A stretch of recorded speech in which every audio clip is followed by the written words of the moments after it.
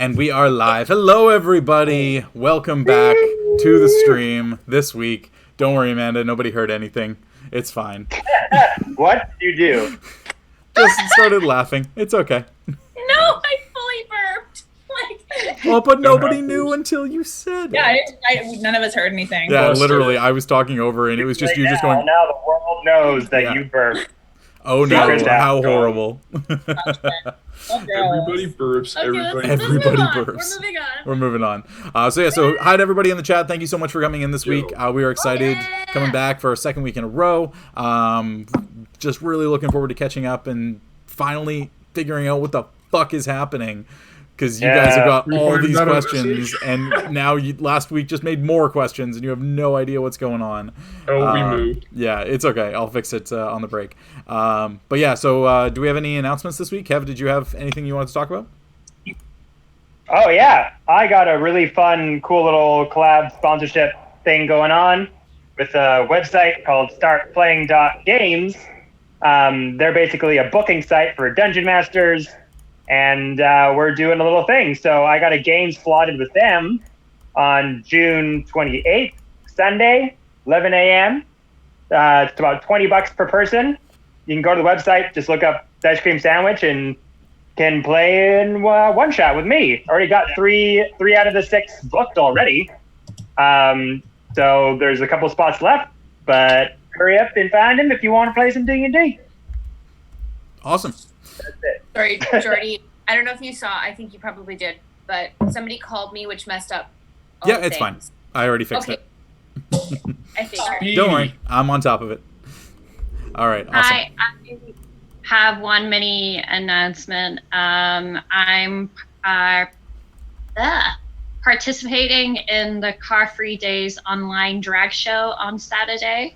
Nice. They are connected with Sleepy Queers production, who have produced a really great drag show, but also just performers in general. There's a really amazing musician and stuff like that. And it's going to be on Coffee Day's YouTube channel. Sweet. Awesome. I'm trying to think. Kev, was there anything else? Didn't you have? No, maybe I'm just crazy. No, it's our giveaway. It's our giveaway. That's what it is. So this week, after another successful giveaway last week of another dice tray, we're switching back. We're going to do something that everybody uses on a daily basis, we hope, in our wildest dreams. We're going to go ahead and do a dice set giveaway. So this week, I've got the bright pink with little flecks of, kind of metallic white in there. It's really on brand for Dicecream, like pink bubblegum almost. And then the secondary set, which Kevin actually has these exact ones. This is what we call the Thor Ragnarok set, and they're kind of like blue and red with white numbering on them. They're awesome set as well. So one of those 2 sets will go to a lucky winner at our break today. We'll be doing a keyword giveaway for that, so make sure you stick around for our break, and we'll make sure that we get all of your info, and we'll be able to send you an awesome free set of dice. You just gotta watch us be nerds for a couple hours. It's pretty cool. Awesome. So that'll pretty much wrap up our intro for today. We're going to go ahead and run our promo video, and we will see you guys back here in 1 minute. Yeet.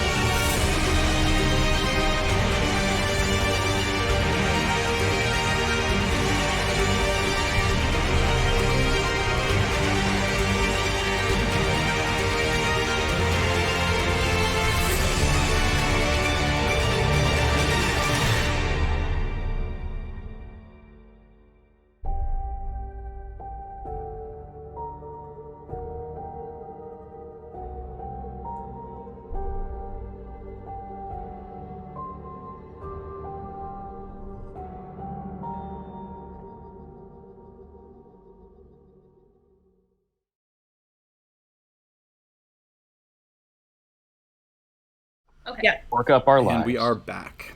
So, last we have left off, the party having made their way from the city of Waterdeep, the large hub city on the northern side of the Sword Coast, on a contract of investigative means, making their way to the city of Secomber, where a recent attack by a few devilish entities had taken place. The party made their way to Secomber without any issue, following along the fairly well-traveled roads and the trade routes between the cities. Making their way inside, they were introduced to a local Dragonborn who was overseeing the Lord's Alliance troops that were part of the city. Spent an evening there, set off the following day, and followed the set of tracks of these demons to a very small wooded grove, about 2 hours outside of the city of Secomber. Inside the grove, they found the usual things that they would have expected, all of the tracks there, but seemingly appearing to first come into place out of thin air. Nothing that could have caused those tracks to be there, no source except for immediately appearing on the ground. But with a few very high investigation rolls, the party was able to find that there were a few clues that may have that may help them understand what caused these demons to get there.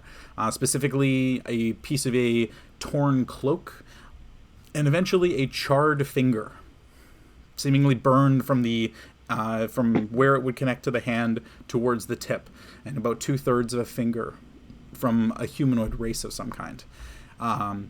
Les and Elethe also managed to find a trail of three sets of humanoid footprints, 2 coming to the grove and 1 leaving the grove, going back towards a nearby river, where it looked as though a boat had been pulled ashore. Not overly large, but large enough to have a crew of probably 3 to 5 people, and it was there within the last day. Making their way back to the grove, they heard a bolt of lightning streak out from within inside the grove, and all of a sudden realizing that their 4 compatriots, while looking around, were under attack from some kind of an invisible force. The creature managed to fire off a series of very potent spells, almost dropping a couple of the characters before finally the Doctor throwing out a blanket source of darkness that seemed to almost unaffect the creature in any way.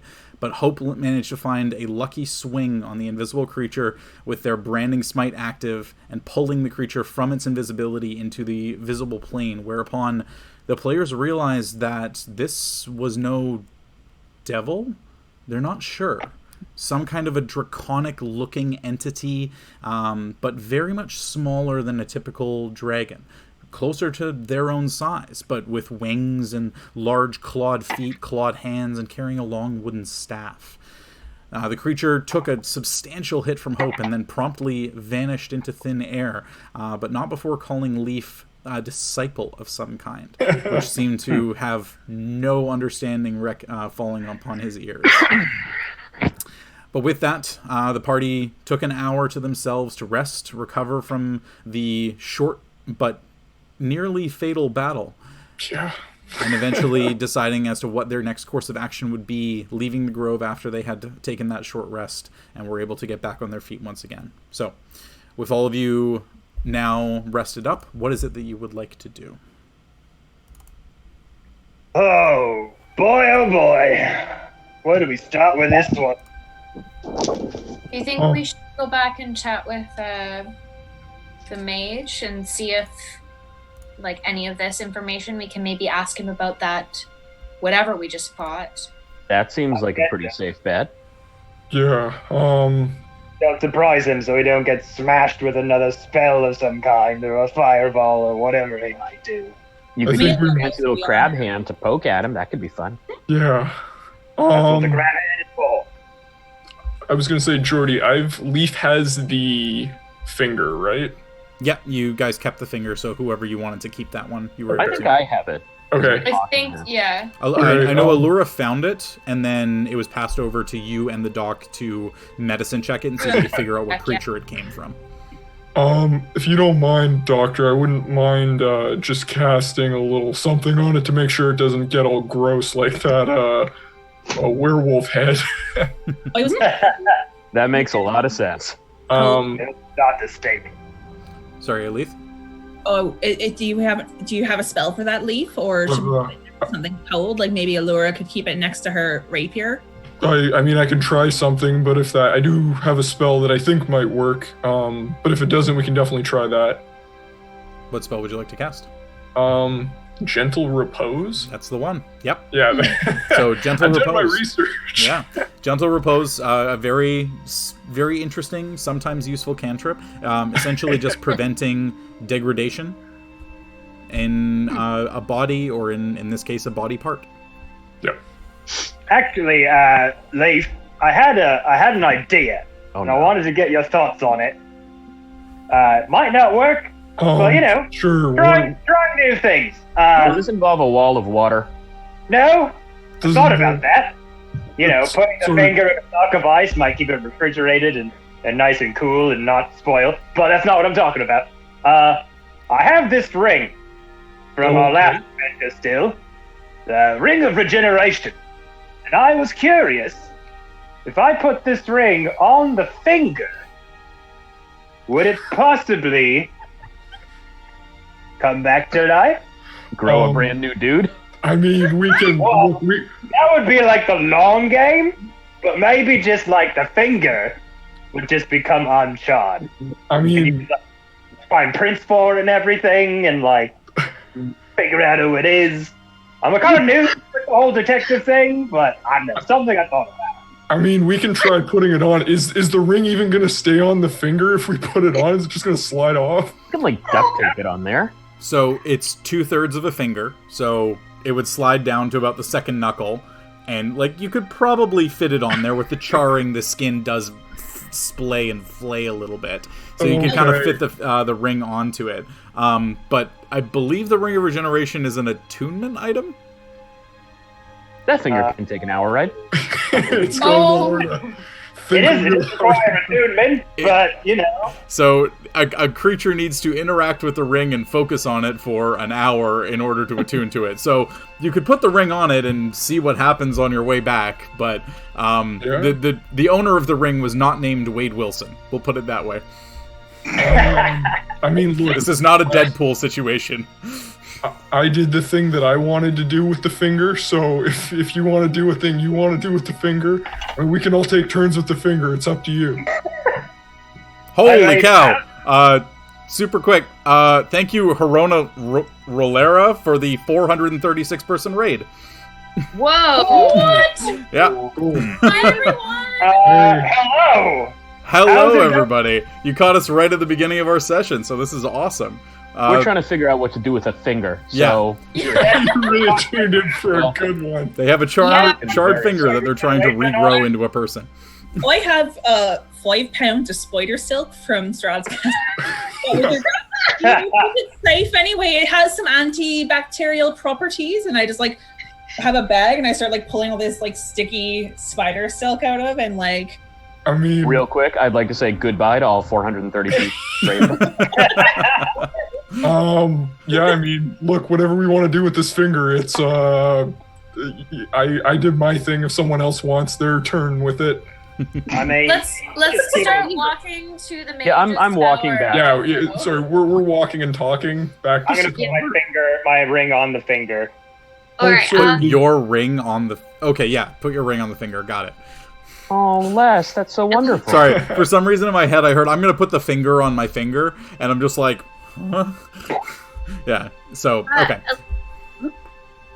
Leif, if you are wanting to create some kind of storage for it, perhaps it could be a version of the Baby Bjorn kind of style bag that yes. to carry the totem of Strahd around. If we could maybe carry the finger in a little miniature version. I mean, if anybody has any scraps of leather or fabric, I could see if I could come up with something. I guess I'm pretty used to like carrying stuff back from the wild. Got a little finger cozy. Does anyone just have a small bag? Because that could probably do it. Yeah. This is fantasy. We're You don't all want to have a covered in scrapbooking weird session in the middle of D&D? Come on, let's do this. I mean, don't you guys have a bag that holds things? I don't think No, but we could have a special finger bag. I actually do have a few pouches on me. It's actually very specific to my appearance.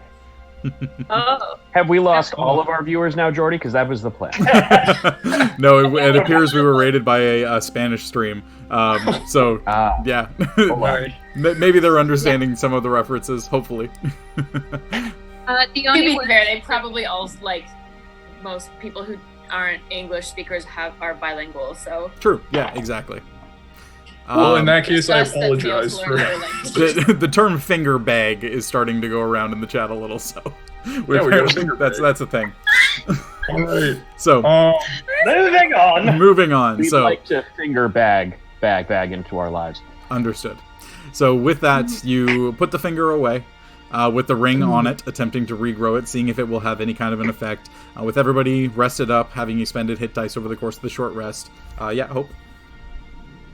So, sorry, I don't mean to keep pressing about this. Is it in one of Les's pouches, or did we just throw it into the bag of holding? Because I feel like it would be like a situation of trying to find your keys in your bag if it's in the bag of holding, and it's just going to be impossible to get out. The way the bag of holding works, actually, is you think of what you want to pull out, you reach into it, and you pull it out.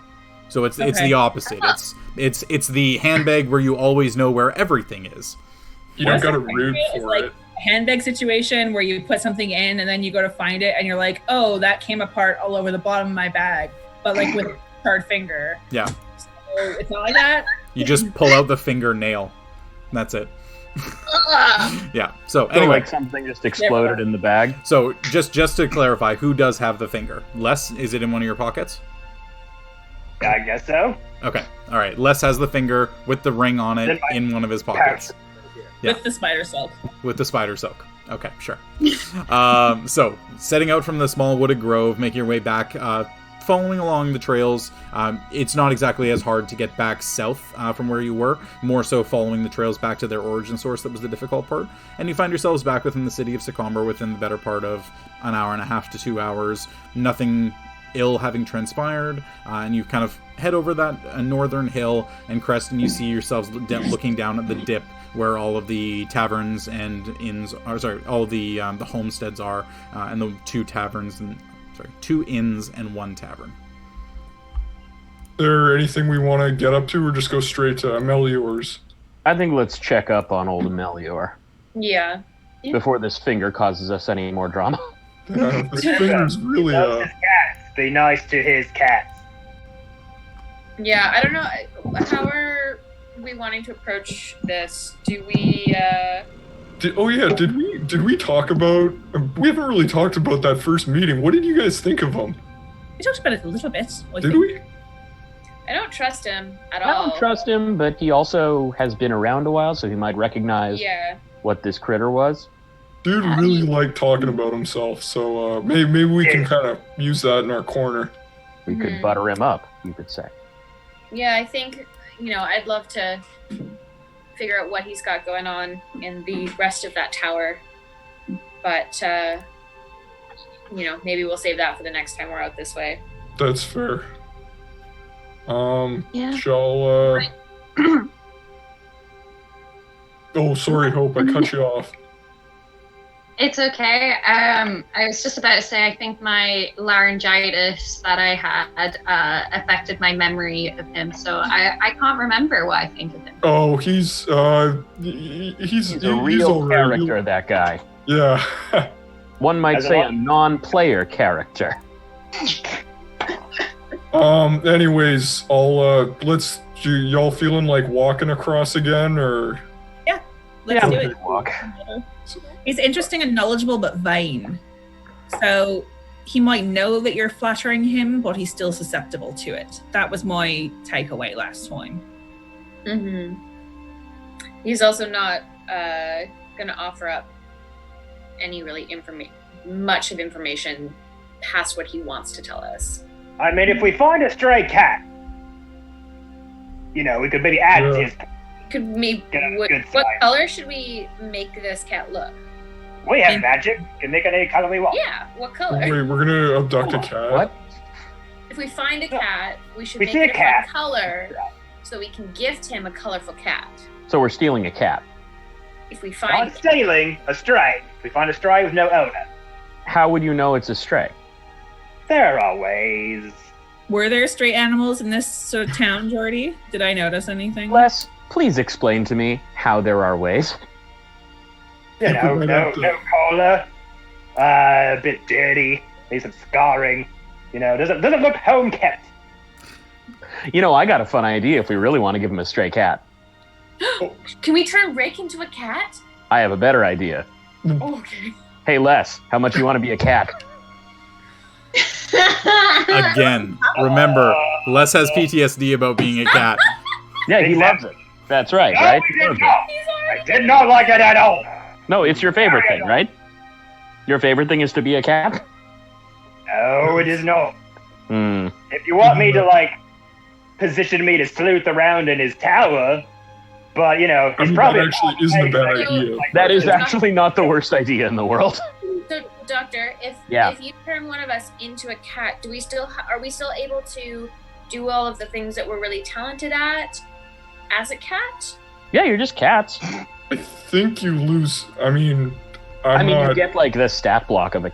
Assuming you know. So I'm asking in character though, but would I still have abilities and everything? Let me find out what cats do.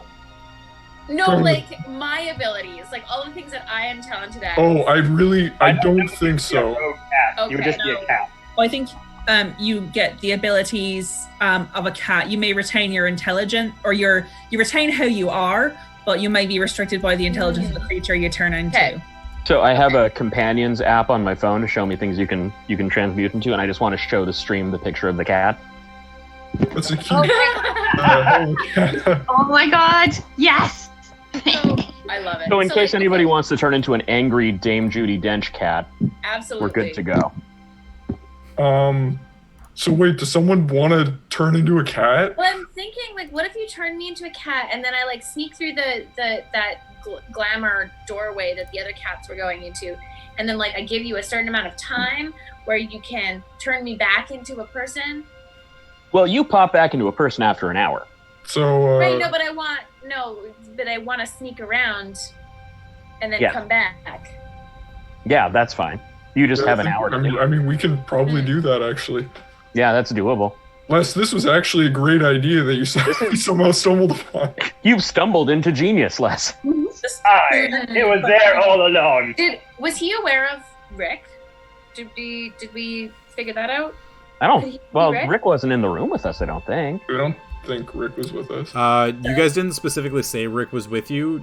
I remember that the assumption was typically that he's out scouting, essentially watching for things, and then would alert the doctor if anything happened. And then we'll just put it as that, because it wasn't really a situation where it was explicitly said he was there. So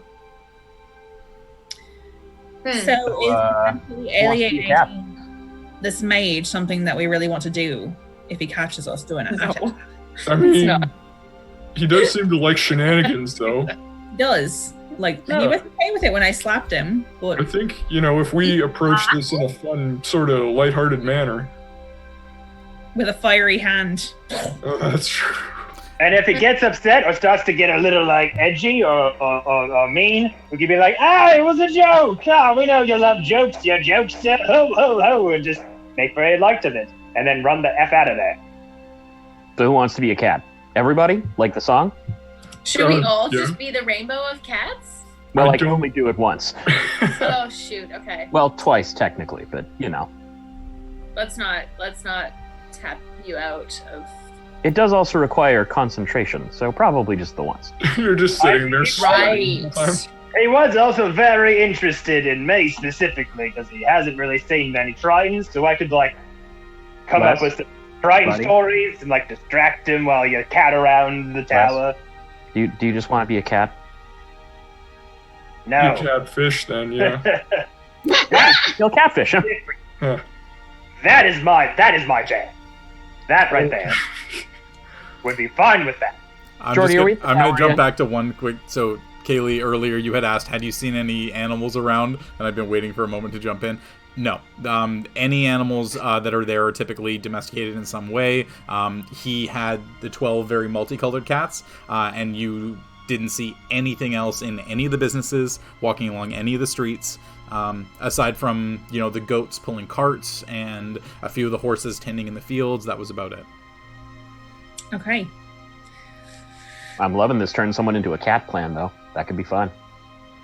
If for the good of the party, I will Oh, I'll totally do Hold it. my fear and do it if nobody Yeah, I else. mean, it honestly seems like Aluura, you're the one that's really interested in this, like in seeing what's in the room. I mean, I do agree with Elethe. I don't think that we should alienate this person. I think that if we do anything,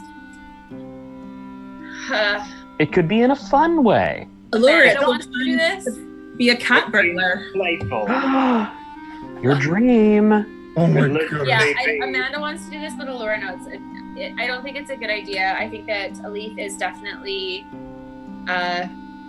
in the correct avenue for this. I think that this person is going to be much more useful to us, not like on our good side. And We're on his home turf in that tower. He doesn't go anywhere, really. He doesn't let anybody in. He's a paranoid mage with a ton of resources and probably a lot of invisible defenses. I think if we tried to go in there and, I mean, it might be fun. We might find something, but I don't think we'd get away with it. That's for certain. Yeah. That's fair. I think if we want to do something, if Rick is like, has the possibility of sneaking around, I think that he will likely have a lot of magical defenses, like Elethe said, and like detection in terms of invisibility or someone sneaking around. So I don't know. I don't mean to be this guy about this, but Rick is also a tiny devil. Devils are not this guy's favorite thing because he killed a bunch of them. That's true, yeah. I think it's fine if we just go ask him about the creature that we saw. Like, I mean, yes. he's Oh, not sure. But if we want to scout it out, Yeah. Yeah. Les could be a cat.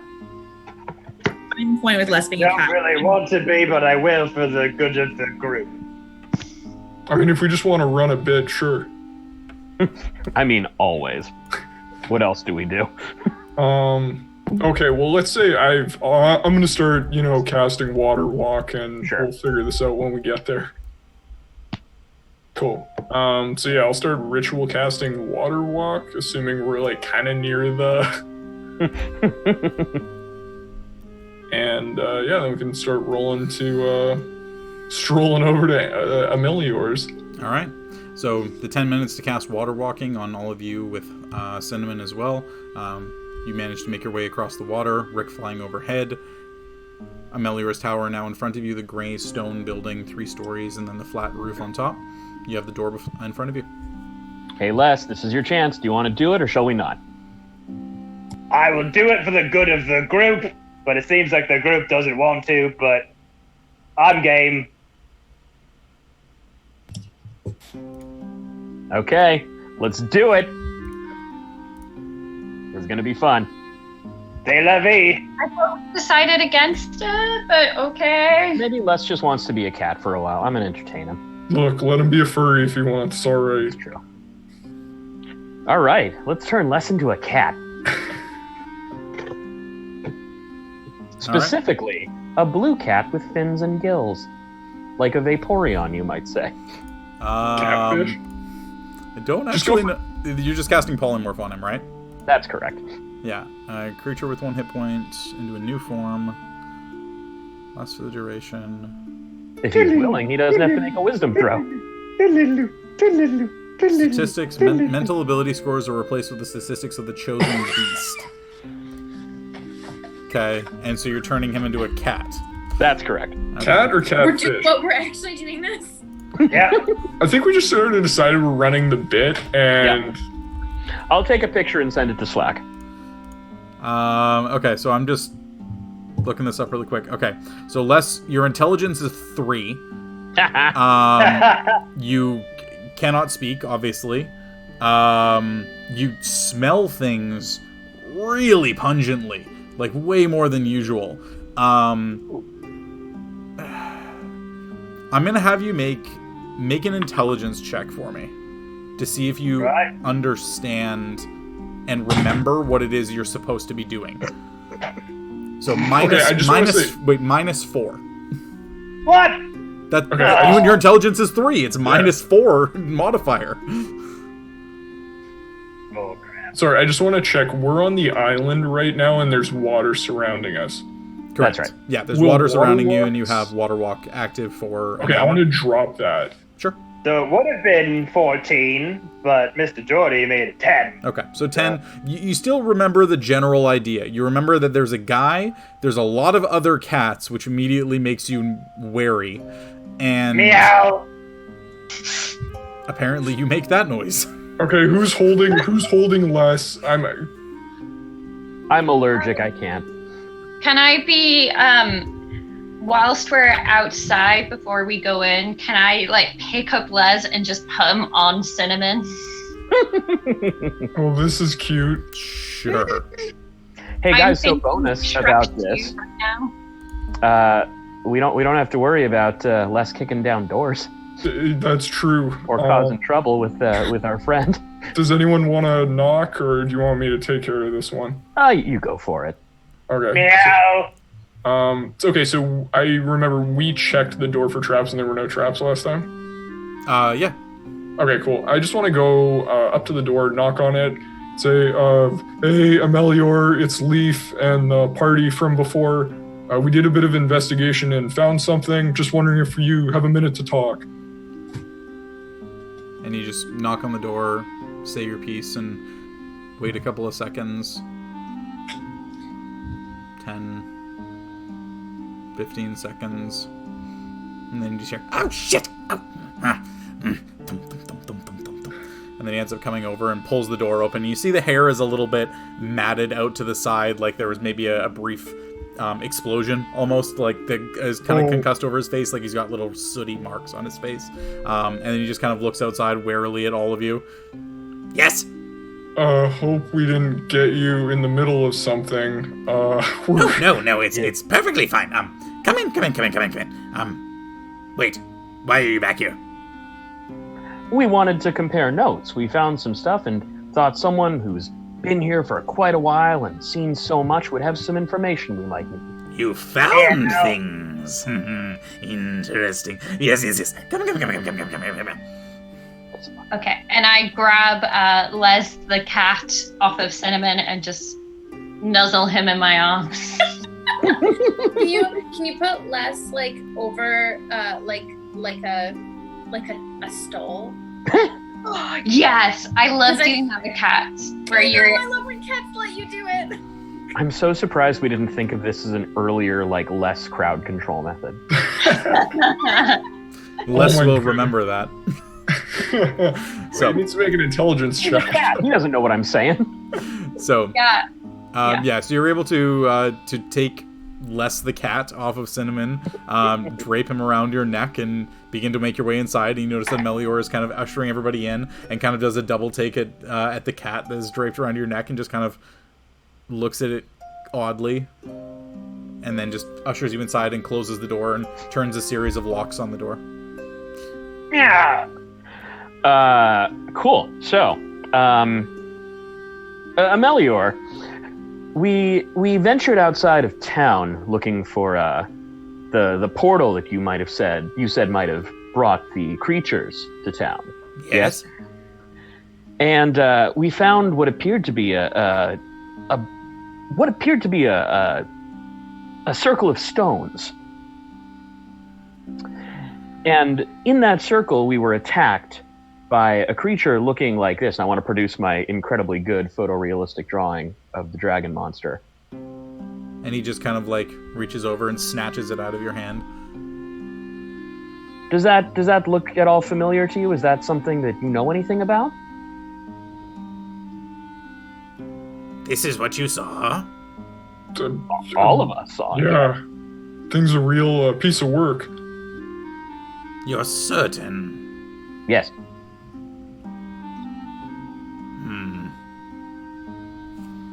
This doesn't make sense. The other creatures were not of Tiamat. Well, why is this one? Tiamat? What's this fella's deal? Well, it is a dragon from the Hells, obviously, and a creature such as this, of a draconic nature, prays to, serves an entity of some repute in the Hells. It is a dragon. Tiamat is in the Hells. Ergo, vis-a-vis, you know. Of course. I'm Would gonna there start wiggling my way off of Hope's shoulders and try to like get put on the ground. Well, Just start yeah, running you're a around, cat. like, You can just jump down onto the ground. Okay. But can I not try and catch Les? Sure, make a dexterity check, and Hope make a dexterity check. Les, Yay. your bonus as a cat, I think, is higher than your regular one. It's a +2. Oh. +2. Yeah. Let's go. Oh, that's not good. It's +2. It's 10. 10. Hope. 4. Uh-oh. Yeah, you kind of reach down and expect to, like, Les understood what it was you were trying to do. He's supposed to stay on your shoulders, unless you do the cat little half jump through the hands and then just kind of scurry off into one of the corners. Oh, no. And find yourself being inquisited upon by 12 different cats of different colors, and this is a whole new experience for you, Uh-oh. having all of the things smelled and all of the places smelled, and just... You don't really know what to do with yourself. Oh. Les is Victoria the cat, and it's the Jellicles coming to greet him.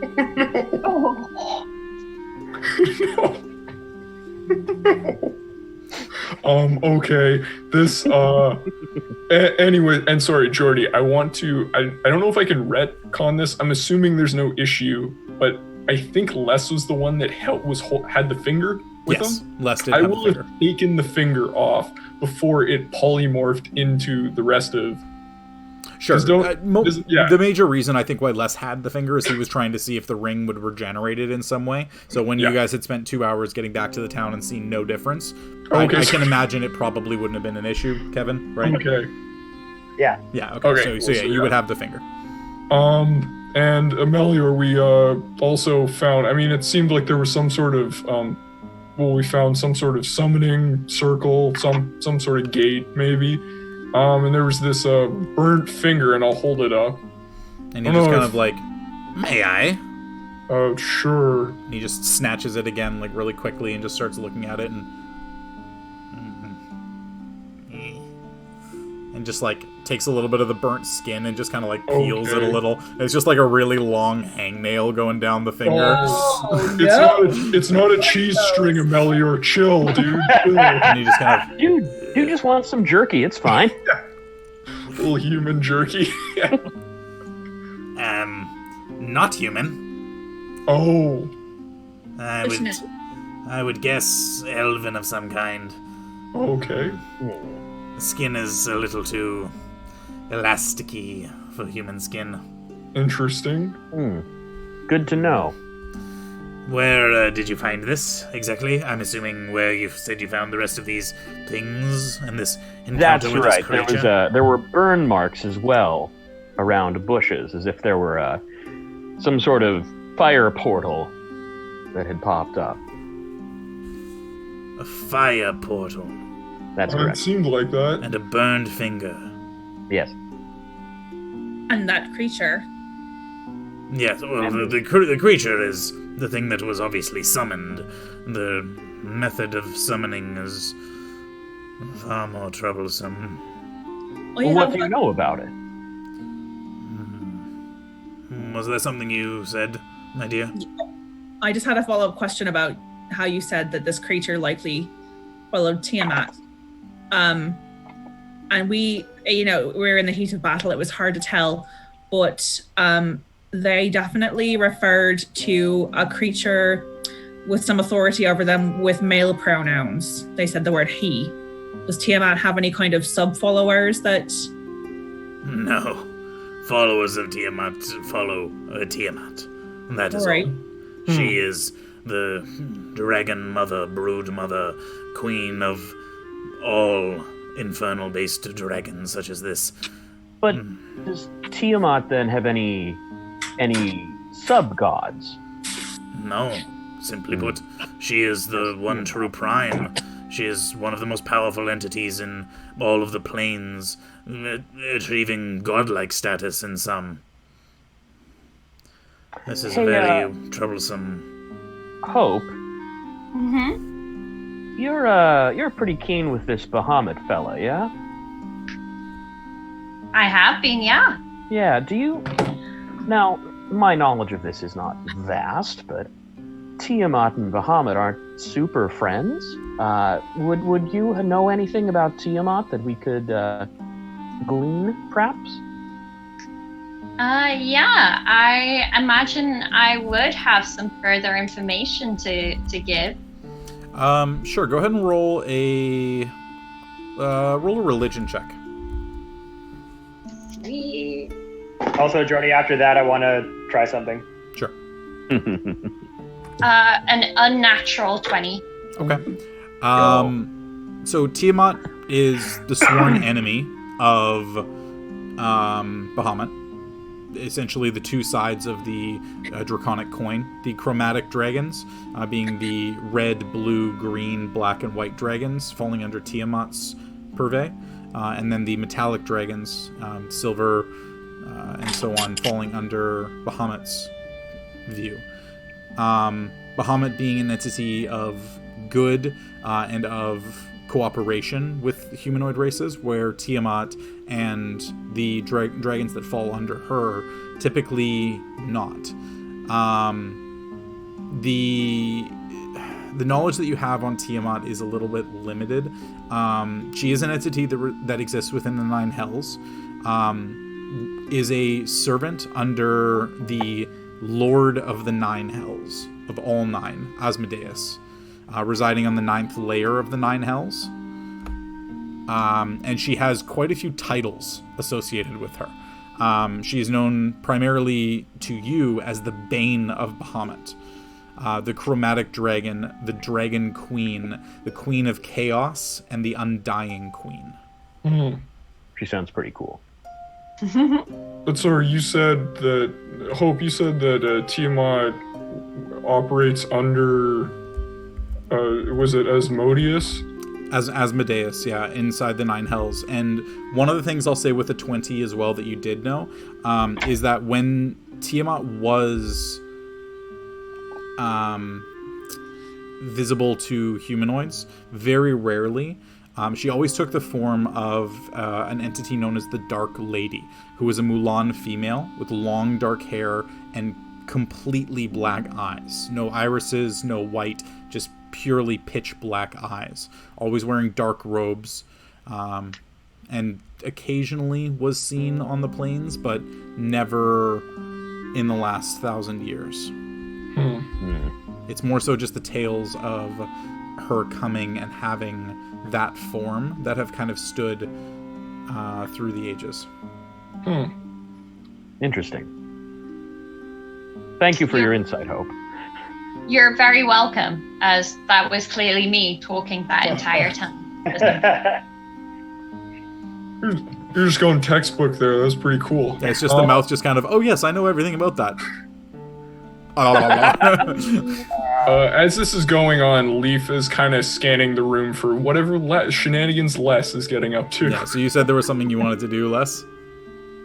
2 questions. 1, can I talk to the other cats? No. Okay. You need an intelligence of 5 in order to understand and communicate with speech of any kind. Okay. 2, I want to, being this low to the ground, having this new sensation of my senses kind of heightened, wanting to take another look around the room, especially if my smell is heightened. Noticing any new smells, anything that could allude to maybe any hidden doors on the walls, any sense that would give wind to like an odor coming from like a crack that maybe is hidden from the naked eye, anything like that sort of thing. Sure, I'll say make a perception check. Oh no, with advantage. Les is gonna find the hash brown pouch I filled. He's gonna find natural 20! Alright, and so as a cat, you also have... No, it's the cat's mod. No, right. So it's plus 3. So 23 altogether. 23. Less so do you smell anything of interest in this room, but you smell things of interest wafting down from above. And you kind of like start to realize that you haven't really eaten all that well today. Even as a cat, you know, you're hungry. You want a little bit of food. And so you start kind of moving around with some of the other cats, and you notice that a couple of them... Sorry? I'm so sorry. I said spade kitty, but I got like out loud, not in my head. So you ended up following some of the cats over to an area where you noticed them start to pass through a portion of the wall. And you just kind of instinctively are just like, oh, okay, food is this way. And then you vanish through the wall. And on the other side of the wall, you see that there is a staircase that kind of goes up and curves to the right. And seems to go up about 10 feet or so. And there is food at the top of that staircase. Would I have seen him do that? I would say with your passive... What's your passive perception? 16, I think? Yeah, it's higher than his passive stealth, so yes.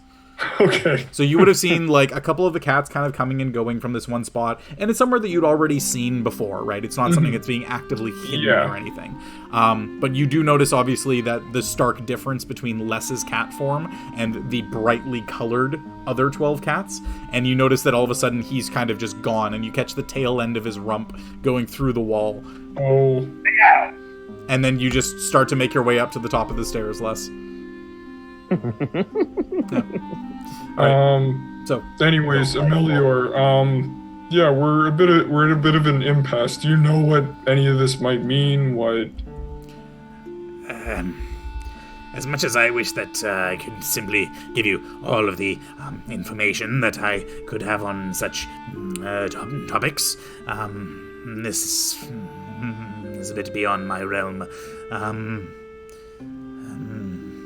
The best that I could do is recommend that you look up a creature known as a what is it called? Abishai.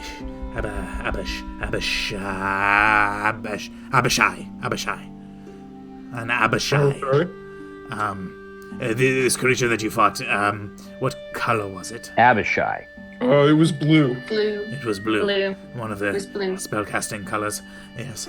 Yes. Then a spellcasting Abish something. I can't quite remember. It's all good. Well, that would track if they're like any. Abishai. Abishai, something like that. Ask one of the keepers of the library. I'm sure they'll point you in the right position and direction. Very well. Thank you. That's helpful. Yeah, that's good information. Thank you. Definitely was able to cast spells. Yeah, definitely was able to cast spells. Hopefully none of you are too worse for wear. No, not...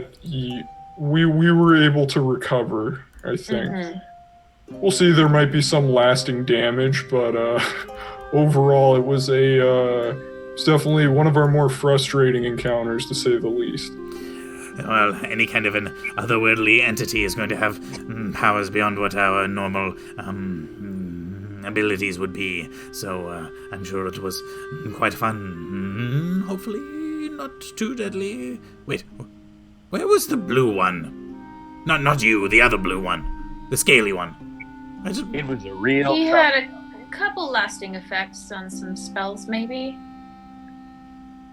Where's your cat? That might be one of the lasting effects. He was turned into a cat? Sorry? He was turned into a cat. Whoa. Yeah, we were going to actually ask for your help. I don't know where the cat... I don't know where he went.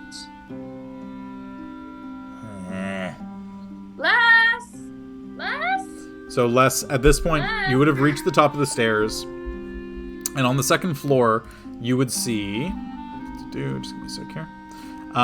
You would see that there are 3 rooms, one of which is an open one where you're smelling everything. It seems to be an open concept kitchen.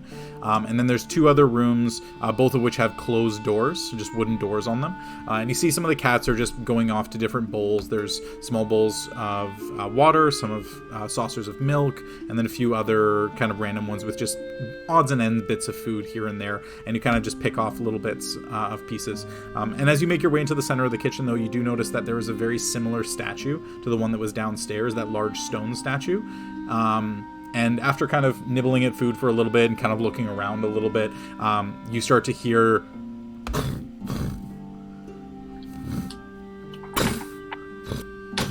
heavy footfalls coming towards you as this stone statue is moving across the ground and makes a sudden grab for you. I need you to make a dexterity check to try and avoid this.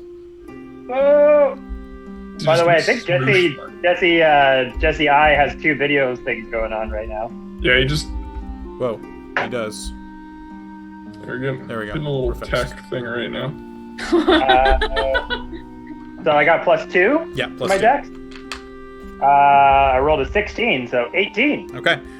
So the stone entity, essentially to you, it just looks like a really big stone man.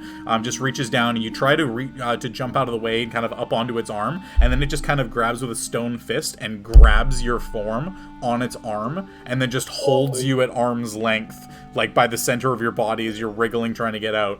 And then the hand just kind of comes over to the staircase and literally just throws you down the staircase. Would we hear just this, like, clap upstairs of a cat being thrown around? Well, you would hear the heavy footfalls, the thudding on the ground. Yeah, sorry, Jesse's computer just went down, so he's restart. No worries, yeah. I'll just quickly join in. Just to make sure. Cool. The Mirrorverse. We've all entered the Mirrorverse. All hail the alternate dimension. There we go. Okay. So we'll wait for him to come back on. But yeah, so you would hear the heavy footfalls, and then the stone on stone crack, and then the as Les's cat form is tossed down the stairs 10 feet down to the ground. No. I'll say, just given the nature of the fact that you are a cat, you tend to land on your feet. It would be something where you wouldn't actually take any fall damage, but you would be abruptly hurtled down onto the ground and then have to like take a couple of steps out and like nonchalantly play it off as best you can. And you just kind of Yeah. Can I ask a question? Would I know if Les would understand me talking to it, to him as a cat? Like every word? Absolutely not. Basic commands and instructions, potentially. Okay. Yeah. Okay. But he would be able to understand Leif, maybe? Because he can speak with speech of beast and Leif. Yeah, I would say that if Leif were doing it, it would be a better chance at it. So you might be able to get more of a full idea and thought process across. Yeah. Okay. I mean, I think Aluura would have just tried anyways. Yeah. Les, we're trying to get help to turn you back into a Triton. We're just trying to get all the information and to get you back into your Triton form. Meow. And Amelior just kind of looks down and perhaps you're not as interesting as I thought you might be. And he just kind of reaches over towards you and just kind of pats the top of your head and then draws an arcane sigil on top of Les's head and pulls out a small book and murmurs a couple of words under his breast and casts Dispel Magic. So Les immediately pops back into full size as a Triton again in front of the center of the room. Oh, I'm so glad that spell wasn't permanent. That attack spell wasn't permanent. Good lord. I don't appreciate people bringing things into my house and allowing them to roam around, but I understand the situation was a little different. You ever turn yourself into a cat there, Amelior? Yes. It's very hard to drive. Only if you fight it. Well, I've never been turned into a cat before. I didn't know you couldn't control what you were doing. That animal instinct's driving me around. Didn't mean to pry, my friend. I turned into a cat and wasn't really sure how to get out of it. Sorry, I zoned out. I was thinking about muscle cars. What's up? Les isn't a cat anymore. Oh no. Oh no, the muscle cars really did it. Muscle cars are back. Wow, no kidding, eh? Holy cow. Oh no, there you go. We're good. We're good. Am I back? Okay. Yeah, you're back. Yeah. So Les, you're now returned to your Triton form as Dispel Magic was cast on the polymorph spell by Amelior. So. Right. Well, conveying like, thank you so much for this, and then trying to apologize for seemingly roaming around as I was not in control of what I was really doing. Yeah. trying to convey that to Amelior. And he just kind of instinctively is just like not believing it, but is kind of, you're a cat. You were clearly stopped before going anywhere that you shouldn't have been. You saw a kitchen in an upstairs area. He's not exactly the most upset person in the world. Right. Anyways, Amelior, we appreciate just any bit of insight on this. So thank you for having us over. You're most welcome. Do take care of yourselves. A creature such as this is something that I would imagine is quite intelligent beyond a normal ability. It might remember. Yes. Yeah, we. Yeah. It's gonna be something we're probably gonna have to figure out. Yeah. Research off Right. the library. Is there anything else that you would like to tell me about what you found? What was there? We found a scrap of cloth, right? Yeah. A scrap of cloth. Yes, we found, it appeared to be a piece of a black robe. Black robe. Not much of a seamstress myself, and perhaps there are a few other places you could take that to, somewhere in a larger city, Baldur's Gate or Waterdeep. They may be able to give you some more information about perhaps where the wool was purchased from, or things like that. Do you happen to know anybody who can scry? The scrying is a very particular art. Myself, not something that I am well versed in. Some clerics occasionally would have this ability. Perhaps at some of the temples, if any of them are magically inclined, they may be able to provide some assistance in this matter. Helpful, thank you. Shorty, I meant to say earlier, but can I have done an insight check on him when he was sort of telling us about the Abishmael, if he was kind of like making up, not knowing what it was called or what it was? Sure, make an insight check.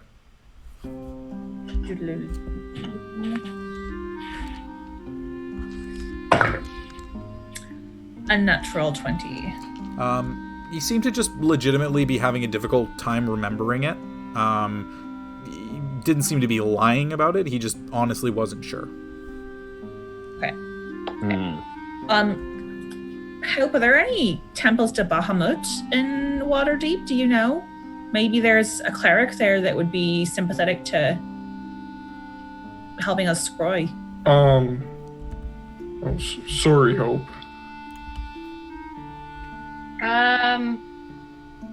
Yeah, I'm not too sure, to be completely honest.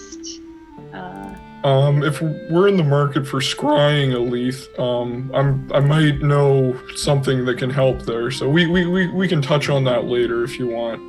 Did I just call it Helm's Deep and not Waterdeep? No, you called it Waterdeep. I was like, wait. Did I just Lord of the Rings? I love that movie too. Yeah. All right. Well, we can look around when we get back. Yeah. Yeah. And I'll kind of turn to the group. I kind of got my piece out. Does anyone else want to have anything they meant to ask Amelior? Or? No, I think that it was just about kind of what he might know about that character. Okay. Well, we appreciate your time. I'll let you get back to whatever you were doing. Thank you, I appreciate it. I was in the middle of preparing myself some dinner, so I shall get back to that. Please, get out. Sorry, I do have one question. If we want to get in contact with you from afar, do you have anything that prevents us from seeking out your advice? I accept messages. Okay. It's okay. That's good to know. And We have a likewise, really epic story to tell you.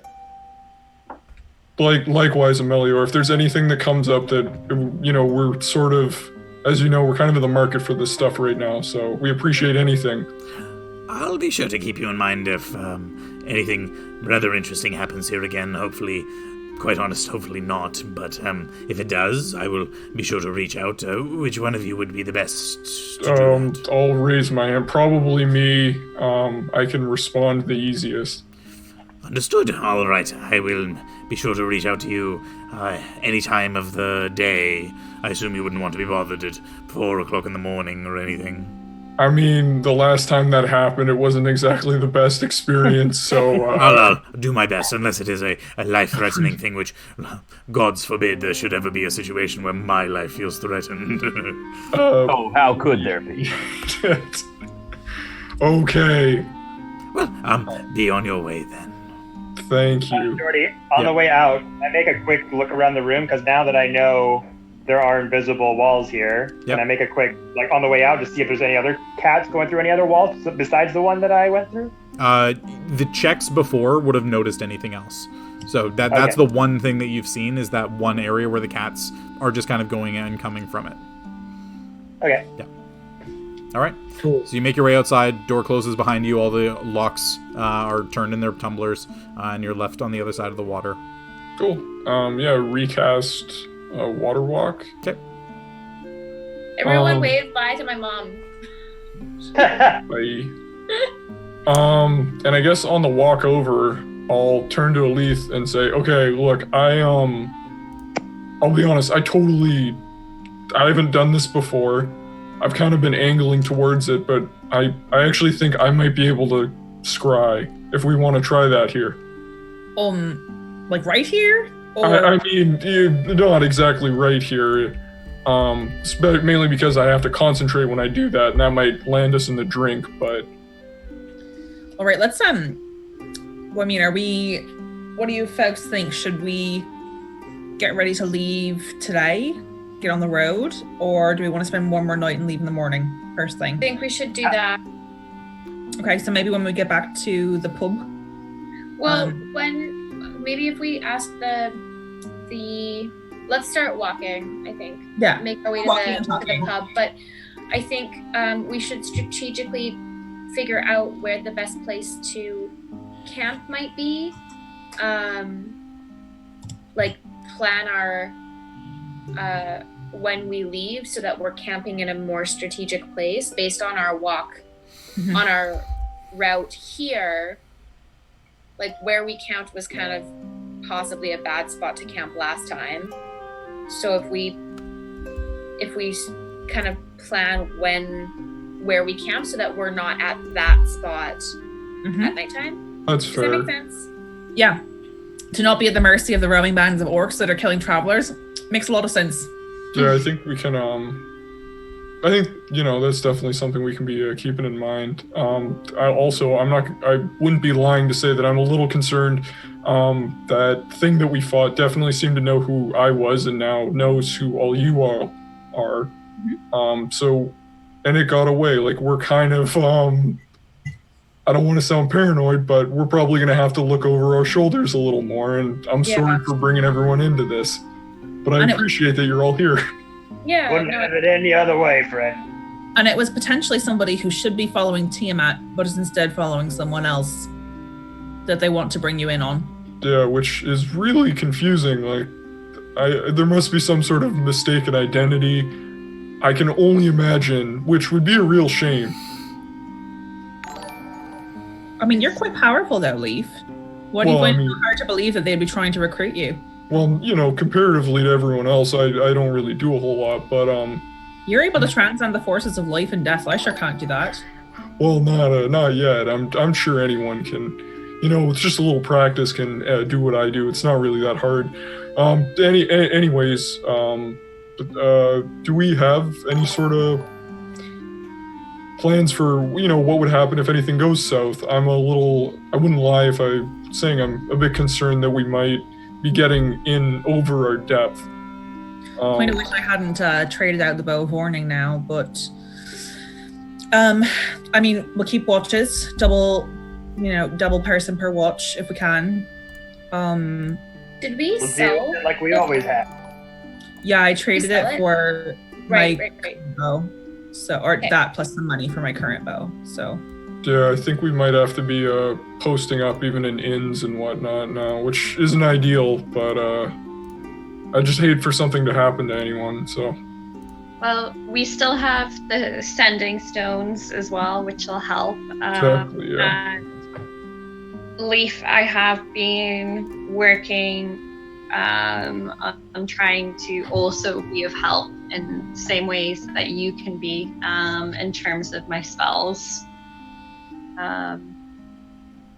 And yeah, we're here for you. I'm here for you. And I kind of put my hand reassuringly on like Leif's shoulder, which is like oh, thanks, Hope, and kind of like pat their hand. Anyhow, let's maybe we can have a drink back at the pub and discuss our next move. How does that sound? Yeah. That sounds good. On a lighter note, Les, Yes. Cinnamon was okay with you riding on them. How was that for you as a cat? How was it being I on remember the Cinnamon? experience very much, Jordy? I'm not sure. Like, do I? Yeah, you remember everything that happened, but it was just yeah. that there was a bumpy ride and you didn't really like it all that much. It was a little frantic, to be honest, but not normally a cat many days, so I've got to work on my balance and everything, but... Yeah, that was an interesting experience. You're a little rascal as a cat. Yes, much better than the last time. Yeah, you were a little slippery when I was trying to keep an eye out on you, and you managed to get out of my hands. Wily. Curiosity didn't kill the cat. Yeah, what happened up there? You got thrown down you came out of there with a lot of haste. We heard some clanging around. Right, it was a little faint, but I remember there was a wall, and then there wasn't a wall, and then there was really good smelling food, and then I went towards the good smelling food, and then a stone statue that looked like the one downstairs took a swipe at me, and then threw me down the stairs. So, needless to say, that guy's not as crazy as he looks. Probably got security lined up all down. Okay, well, noted. In case we feel like, going rogue on him. Maybe just have some dispel magic at your disposal for those statues. Make sure they're knocked out. Yeah, it's definitely a good call. I mean, I'm only like a, first-year magic user, but I feel like that might be the right way. Just saying. Not trying to pry. Don't want to tell you how to do your job, but, That's okay, you're not... I really don't take advice, so it's all good. Noted. Anyhow, so we're probably heading back we've probably made it to the tavern. Yeah, but it's not exactly a long walk. Like, from Amelior's tower to the north end of town is about half an hour. So you guys making your way into the center of town, another 5 minutes or so walking, you'd be able to make your way down to the 7-stringed harp, if that was where you wanted to spend the evening.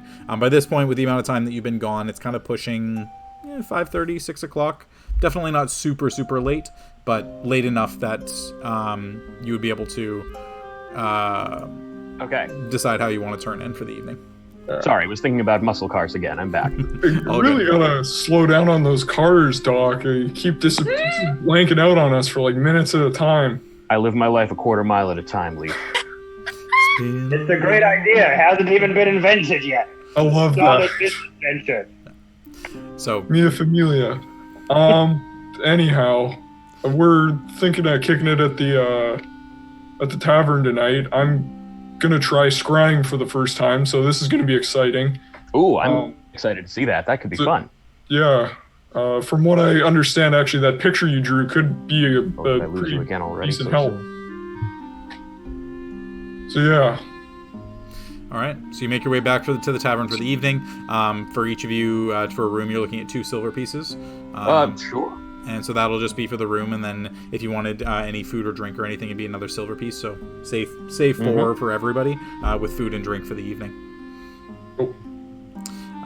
And so yeah, you've got your rooms available to you. You're able to head upstairs, lay the piece of cloth down. It is a fairly small one. It's only about maybe that big or so, just a little triangle with a ragged torn edge. And you would like to cast scrying on it? Yeah, and I think I definitely like to have whoever in the room is there, like, kind of is interested. If that's the whole party, then have the whole party around? I'm very interested because I'm trying to learn as much as I can about spell casting and how it all works. And I've never seen a scribe spell before. So. Okay. Well, Yeah. this is a new one, so I appreciate everyone bearing with me here. Yeah, I just want to support you, Leif, in this next journey. Well, thank you. I'll kind of kneel down and I guess lay everything out, and we're casting scrying specifically on. Now, are we using the garment? The garment is the only thing you have, so that's what you would have to use. Okay, I was thinking maybe the finger or the picture of that thing. Well, the finger. So this is the interesting thing. So we'll say that you attempt to cast the spell Scrying, and in doing so, you set up all of the incense on the ground. You set up the small circle. You place. What would you like to place in the middle of it? The finger or the cloth? Kind of look around. You know what? Probably it seems whoever lost this thing. Well, what do we think? I mean, a finger is probably a stronger connection, but whoever's finger it is might not be around either, so this might whiff. There's a chance whoever's cloak this is might also not be around, so.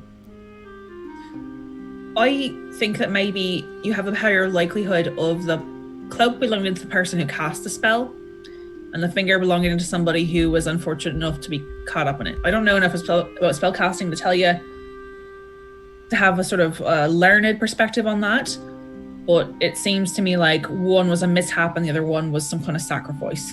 Okay. I think the cloth. Okay, so I'll lay the cloth down and cast scrying. Okay. So you lay the cloth down, you cast the scrying spell, and you close your eyes, tracing the arcane runes through the air. And when you open your eyes again, you're looking upon darkness. And then you kind of see out of the peripheral just little specks of green starting to float through the air. A few leaves, a couple of small petals off of a few flowers. And then you kind of have your head turned in a direction. And then you just look back upon the room. And then you just hear the words, "It is not enough, I'm sorry." Oh. Okay, I'll kind of snap. Oh my goodness, that was, So what all of you in the room would have seen is Leif close his eyes for about 10 seconds or so. Open his eyes again as the spell begins to cast, and Leif's vision, you see his eyes clear as you normally would see them, but over the course of casting the spell, it's 10 minutes to cast it, right? Yeah, 10 minutes to cast it. So over the course of casting it, you notice that his eyes slowly start to turn snow white, and then he just has white eyes open, kind of staring out into nothing, and then in an instant he just blinks and his eyes are back to normal again. Leif, are you okay? Yeah, no, that was actually relatively pleasant, although not entirely productive. I think we didn't have either a strong enough connection, or sorry, Jordy, what was the exact phrase that was? It is not enough. Yeah, I don't think we had enough to go on there. So you would get the feeling that a scrap of cloth is not enough of knowledge on an individual to attempt to scry on them. Yeah. But the indication that it is not enough would lean towards this being something that was not for an entity that doesn't exist any longer. Otherwise, the spell wouldn't have cast at all. Okay. So whatever this cloak was does appear to be from someone who was probably not the person who that burned finger would have belonged to. Okay.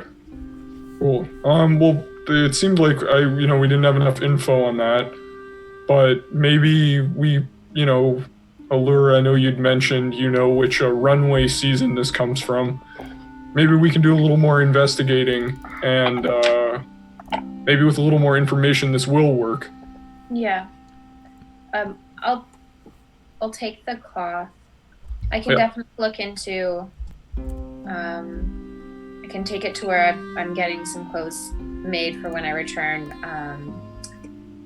Can see if they have any information there about what this might have been used for. It is very fine cloth, so they might recognize it. Yep. All right. So, Aluura, you've got the piece of cloth with you to take back? Yeah. I have a question. Does scrying go both ways? Like, if we say, sure, let's try it again and look after this guy who fucking attacked us, this drawing the doctor made, we all know who he is, or we don't know his name, but we know what he looks like, we know what he's done. We've got a sense of his personality, having battled with him. If Leif goes to scry on him, can he... Sorry, or they, I don't believe we got pronouns for them. If Leif goes to scry on them, are they aware of your presence, or is it more like watching a play, like they can't tell that you're there? I mean, I know this, but I don't know. Would Leif kind of have innate knowledge of how that would work? I would say make a spellcasting ability check. Cool.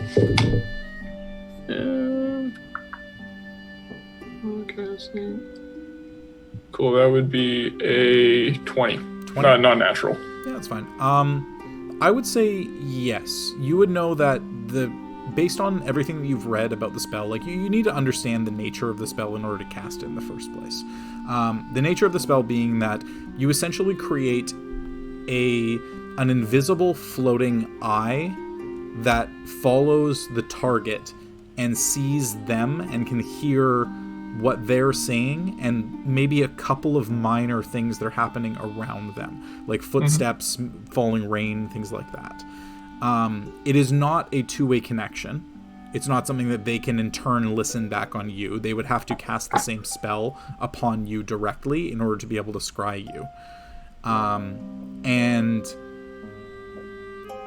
But it is something that they are able to resist an effect.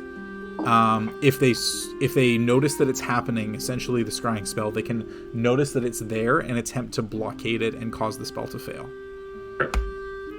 I'll just be relaying that to a Leif.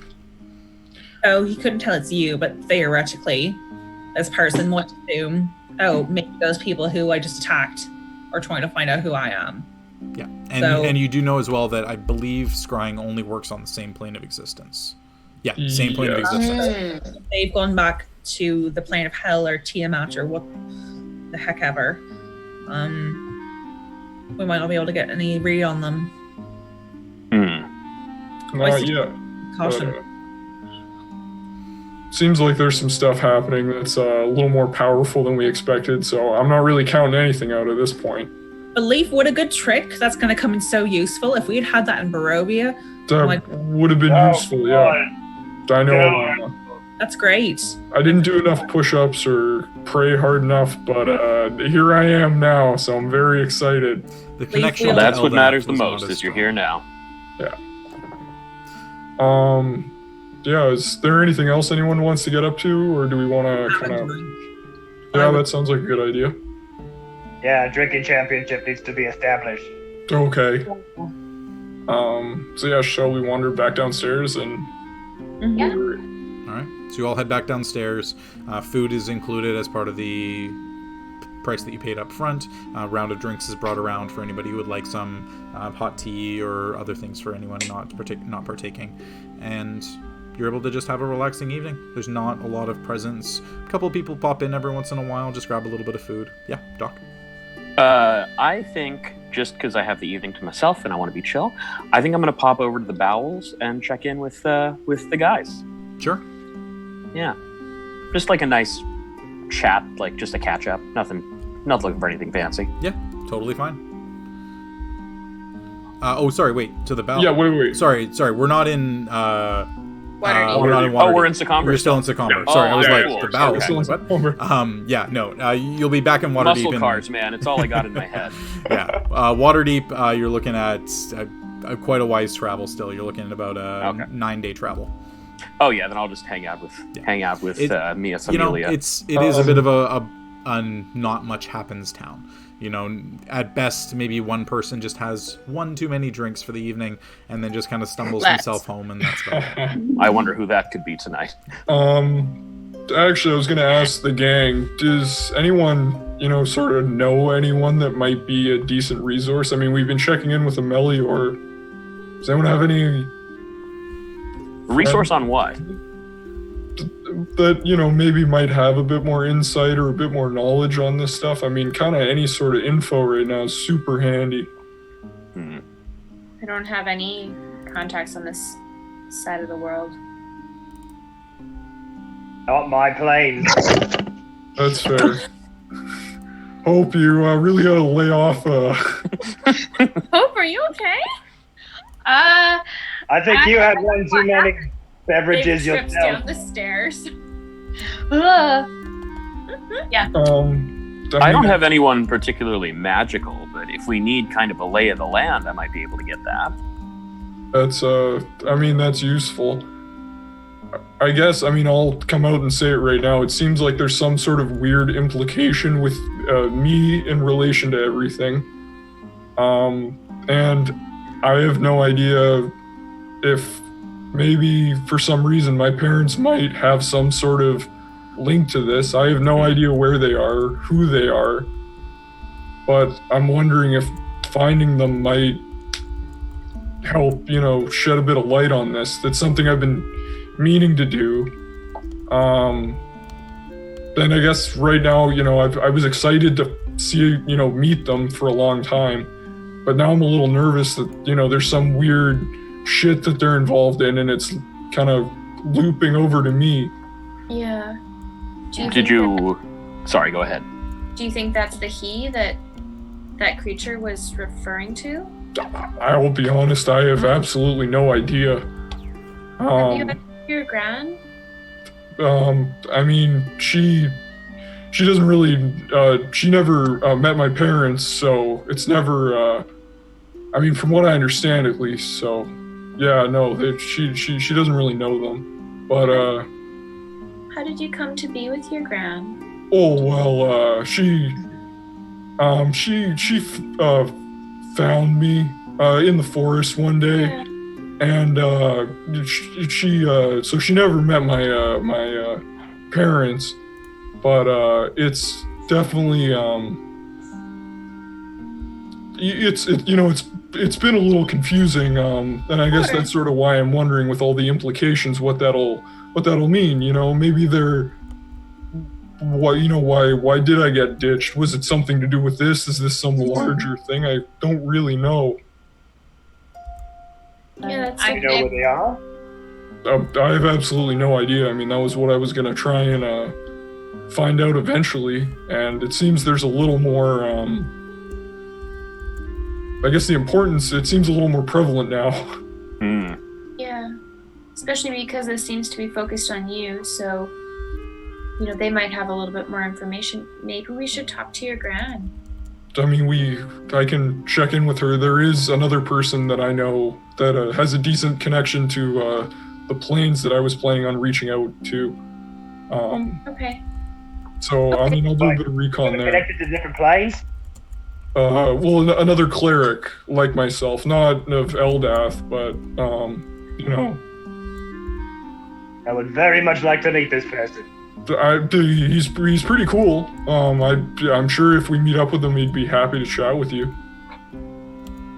All right, that's good. So what's the plan then for the immediate future? It seems like returning to Waterdeep and doing a bit of research there. That puts us in a pretty central location. Mm-hmm. Yeah, I Also think knowledge library. And then maybe extending our research at the library to include kind of everything you might, like every little thread of information you might have about your parents or the people that you come from, or anything that might be helpful. We can kind of pull those strings. Yeah, I'll definitely be honest. I know little to nothing about. I've never met another Firbolg. I didn't actually know that's what I'm called for 10 years. So it's definitely. Is your gran also a Firbolg? No, not really. Mm-hmm. Not really or not? Well, no, I mean, she never really, made me feel any different or anything, but she's a little shorter than I am, so... Yeah, that's okay. You don't have to go into this, Leif, if you don't want to right now. Well, I mean, that's fine. I'm more than happy to discuss it. She's pretty cute. She's from this sort of area. Hmm. Is she part of the people that we saw in the hills?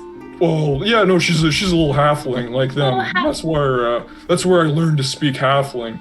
Ah. But either way, some of my favorite people are halfling.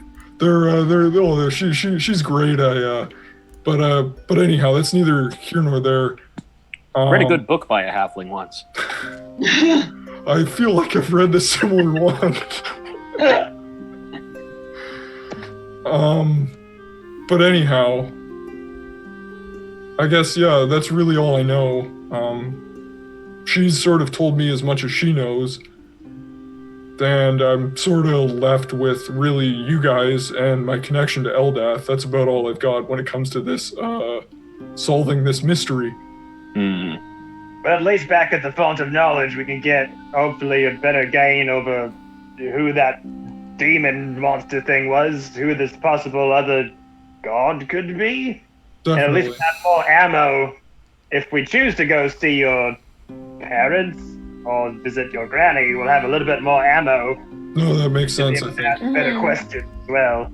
Knowledge is definitely power at this point. Yeah. Perhaps we should, after we've went to the library, we should potentially pay a visit to your granny again. Yeah, I mean, she's out here, so it would be another decent trip. But we can plan for that if that's something. Yeah, I don't think we've seen the last of Secomber. I don't think so either. This No. area seems a little more important than been led to believe. I mean, while we're in Waterdeep, we could probably find a way to maybe work on teleportation spells, something to help us get around faster. But we might be getting there, yeah. Yeah. I do think that we should also maybe start asking if people are familiar with any other Firbolgs. Yeah, I mean, do you guys know any? No, I've never met a Firbolg before, and I just think maybe if we start asking around, people might have either met your parents or heard That's about fair, them, yeah. or there might be stories, and that might get us a little bit more information. That sounds good, yeah. Okay. Do you have like a family crest or anything of that ilk? Not really. Pretty sure whatever. I don't even know if I was wearing anything. My granny hasn't really laid that one into me. So for what it's worth, I don't think I had anything important on me. Mm-hmm. Okay, well, I think that we just have lots of questions. More questions. But, no, and I appreciate, everyone coming out. I know y'all have a lot of, your own stuff to figure out, so, I mean, it's the least I could do is help you guys when this all gets wrapped up. Ohana means family. Yeah. You always have my support, Leif. Oh, likewise. Means a lot, gang, Let's get around to Coronas for the table. Yeah, we're all hitting it. Shots. So, Cool. with that, everybody having Aluura their food. still just drinks tea. Having their food, having their drinks of choice for the evening. A relatively boring night entails. I was gonna say, I do want to cast Sending Yeah, of course. that night. Okay, cool. I just want to make sure I get, because I wrote this character's name and I want to make sure I get it right.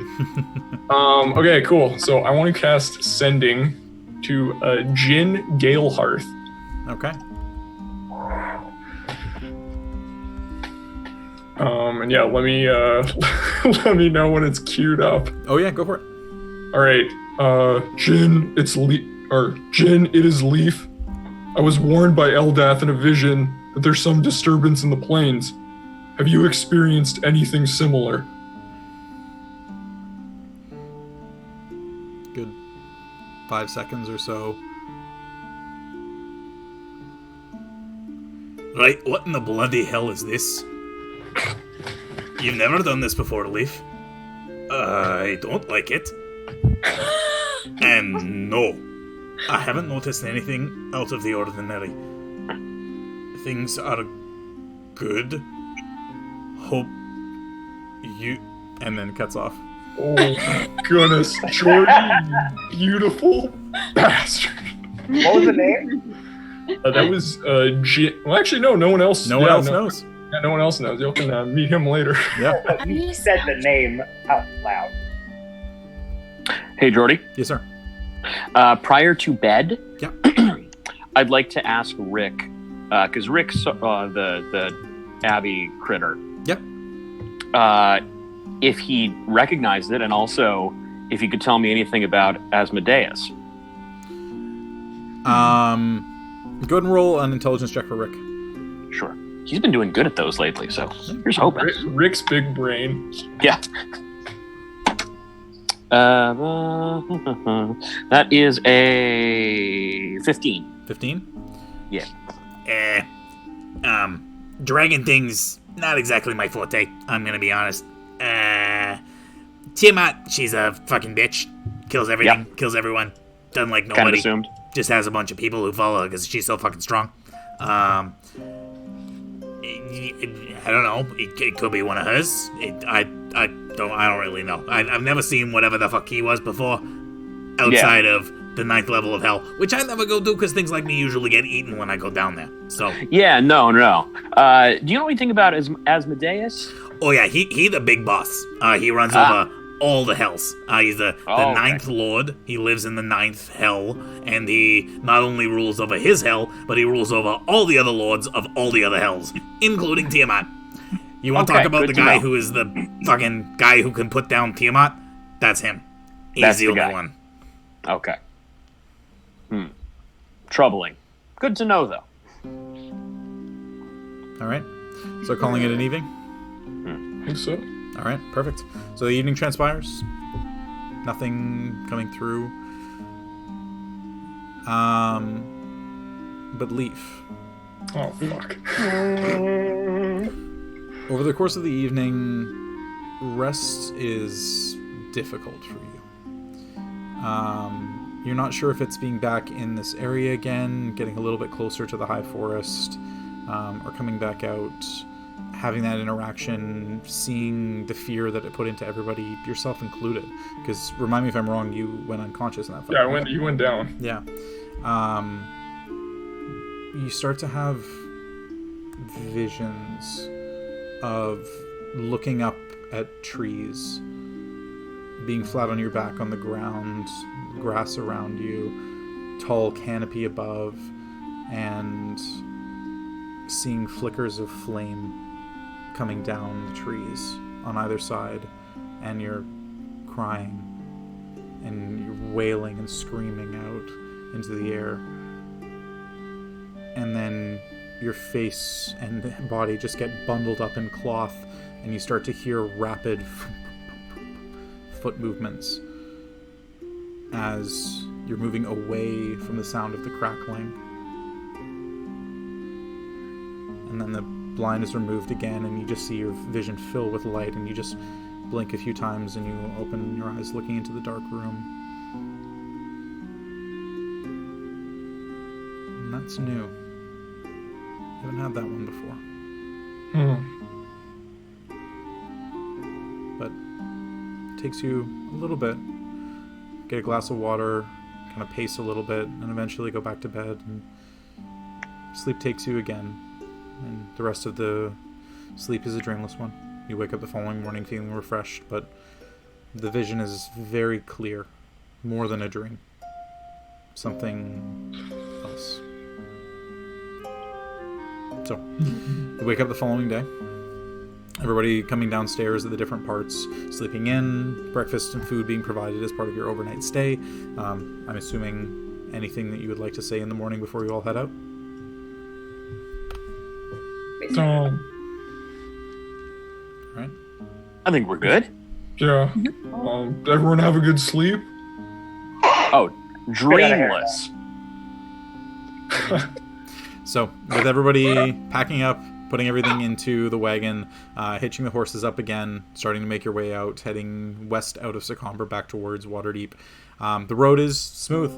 Day is light, clear, very few clouds in the sky. It's a nice warm day. And you get several days in before you really start to come to the base of that mountain range again, where you started to notice the attacks that were coming on the side of the road. So you would set up camp for the evenings on those ones, I'm assuming? Yeah. Yeah? Okay. So we'll do watches for those. Who would like to be on first watch? I can take that. I'll do. Oh, I mean, it's two. I'll do right? first watch. It's a total of 4 watches, so it's up to you guys how you divide it up. Cool. I'll do one. I'll take one. Okay, so Okay. who's going first? I'll go first and second. You can't do I'll go both. first. Because it's 2-hour stints, you still need to get a 6-hour rest. Okay, fine. Hmm. Technically an 8-hour rest, but I can kind of fudge it a little. I thought it was 3 watches and then. No, it's 2-hour watches over the course of an 8-hour rest. 8 hours, 6 hours of which has to be in sleep. I'll take first, Jordy. Okay, Doctor's taking first. Oh, sorry. I already said I was taking first. Oh, Okay. you're taking first? Okay. Okay, so I'll take second Allura's then. taking first. Doctor's taking second. Who's on third? I can do third or fourth, either one, because as long as I get 4 hours of uninterrupted trance time, then at least I can kind of. I'll maybe take the fourth one just when it's a bit lighter out because I don't have dark vision. Sure. Yeah, right I'll before take- dawn kind of thing. I can Yeah. also, Leif, when you're doing watch, you can borrow my Oh, goggles. the goggles just sitting there. This is cool. Yeah. Yeah, you can Yeah. borrow the goggles. They're not attunement. You can just use them. Oh, So, that's like, wherever having fantastic. one- when you're on watch, like it's you can definitely Okay. wear them. We can assume that moving forward. That's awesome. Thank you so much, I Aluura. feel like I would have done that anyways, but Aluura would just like make sure Yeah. to get the back. I've never actually thought about that. So, like that taking it being less advantageous to take watch as someone that can't see in the dark. Sorry, I was just thinking of muscle cars. I can be available for watch. Oh, hope it's all Think we good. got the watches covered? Yeah, watches are covered unless anybody wants to have a shared watch or anything. Anyone want me? Yes. Have the big siesta. Why not? Not for watch. I'm gonna spoon next to Hope in having those familiar feelings as they were cradling me as a cat, and just out of nowhere, are we like when we're camping? Are we like in shared tents, or are we all in our own tent? You each have individual tents and individual sleeping bags. We have the wagon, don't we? And you also have Yeah. the wagon if people want. Well, the wagon is a bit different. Like it can comfortably sleep 2. Anyone beyond that is kind of outside.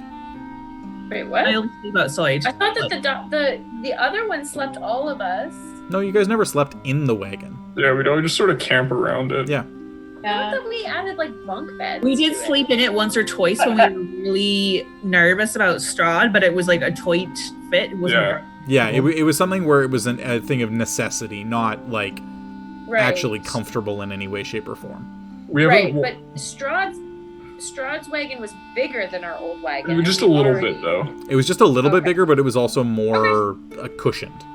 Yeah. Okay. more like Refurbished it with some hardwood, put in a gas stove, Got afterglow. bunk bed, one coffee. and the doctor All it had kind was of a bar. rated it to be a traveling laboratory a little bit. So I bet there's even less sort of comfortable seat type. Yeah. Yeah. So yeah, so for the watches, Aluura, you're up first. Go ahead and make a perception check for me. Familiar dice.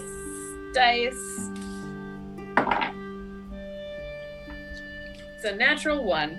Hey! But Oh, it comes Lord, full I'm circle. calling. the second one that I rolled was a 19, 19 and 20. So, So Good spread. next one's going to be a 2. You're just It's a going to keep glass rolling cannon. through that circle.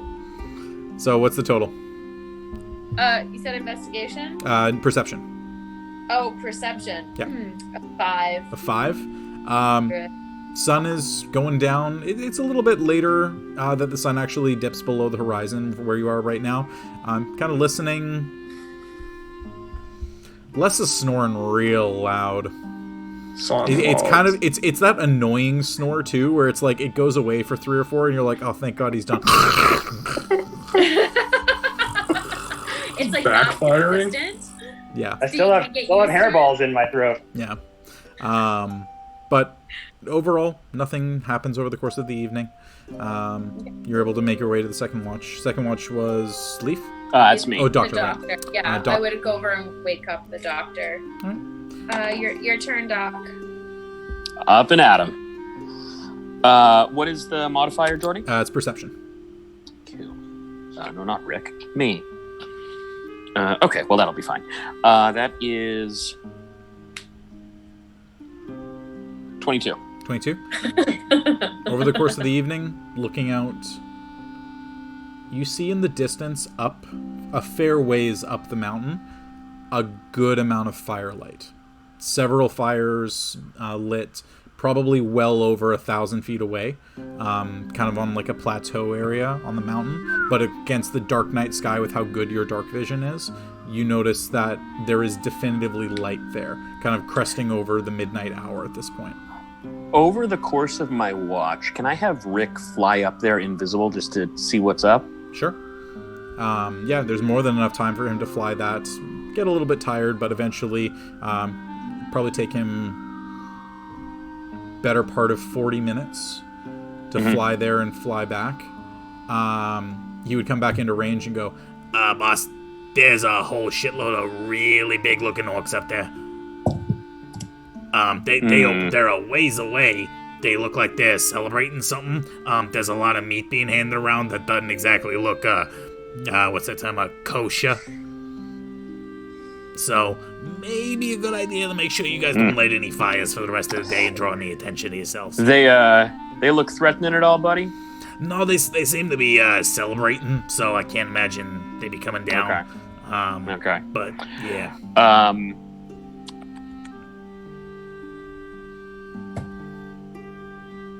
But yeah, something to be aware of. Okay. Good to know. Thank you. All right, I'm going back to help bed. yourself to the whiskey in the cart. Oh, beauty. Thanks, Go for boss. it. and he heads into the cart. And you just see the whiskey bottle don't you worry flying about through it. the air.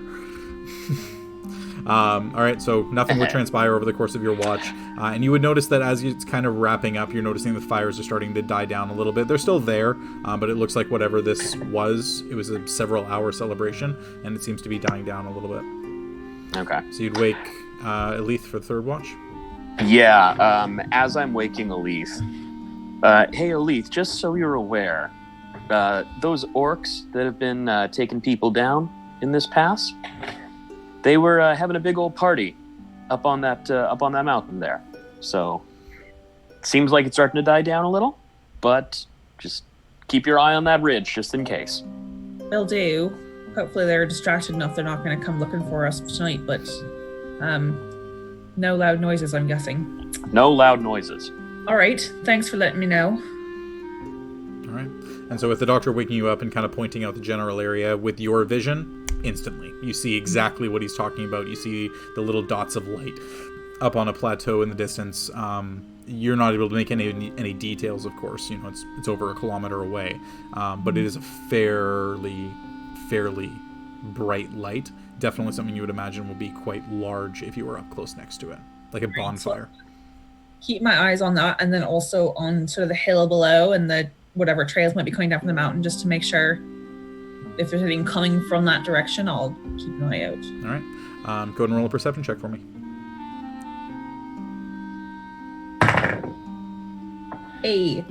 28. 28. The firelight over the course of an hour or so dies out to nothingness. It's just blackness across the mountain again. And watching the trail, kind of listening, and you especially being very comfortable and at home in this level of darkness, you start to hear about 100 feet away or so. Just little bits of crunching on the ground, but very monotone crunching, like a creature just ambling past. And you kind of wait like 2 minutes there, just bow drawn at the ready, and you see an owlbear and what look like maybe 2 owlbear cubs just kind of walking along behind at this time of night, essentially just making their way across, seemingly knowing that whatever that light was now being gone, they have a little bit more ability to roam without being hunted. Mm-hmm. And then kind of make their way across and find them. You find them kind of disappearing into a large cave, a good 300 or 400 feet up the side of the mountain. Beyond that, nothing transpires. All right, I'll wake up Leif and let him know as well about the night's events, and just to keep where the general. I'll sort of point out to him the direction to and the owlbear cave as well.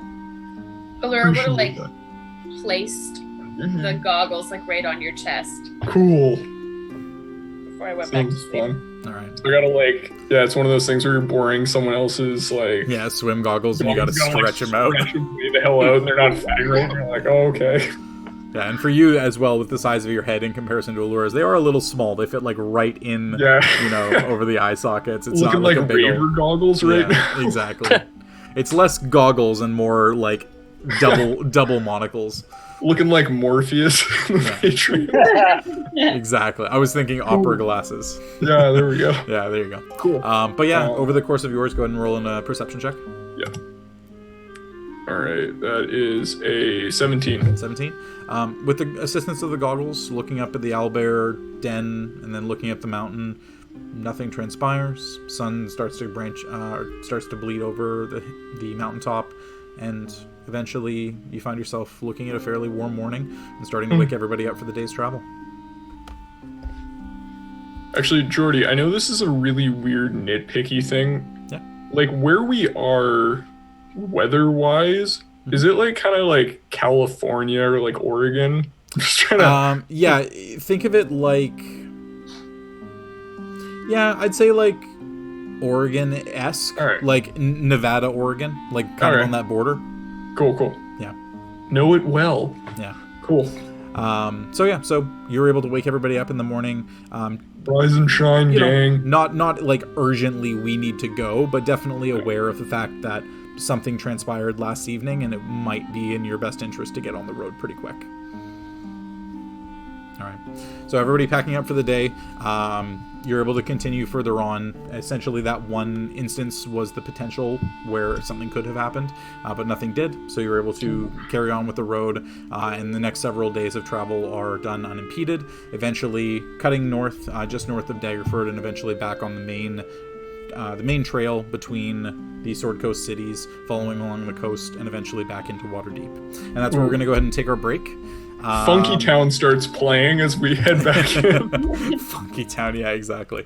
But yeah, so we're going to go ahead and take our break here. Thank you so much, everybody in the chat, for sticking with us. We see there's almost 30 of you still in here, so we appreciate you sticking through. Hopefully there were some cool things there. I'm excited to see where all this goes. Oh, yeah. But we are going to go ahead and do our giveaway. We've got our 2 sets of dice here, so you're going to have your choice of one of these 2 sets. Just again, for everybody here, we've got a nice little pink and then kind of like a shimmering white, or what we're calling the Ragnarok dice. These are the really nice like Thor blue-green and then really awesome red coloring. So we're going to go ahead and give away 1 set of dice there. In our case, we're going to go ahead and run the giveaway based on a keyword. And you know what I'm going to do this time is I'm going to let you guys pick the keyword. What do you guys want it to be? Muscle cars. Muscle cars. Into it. Muscle cars? American muscle. It has to be one word. So Hairball. What the duck Muscle. said originally. Family? Family. All right, yeah.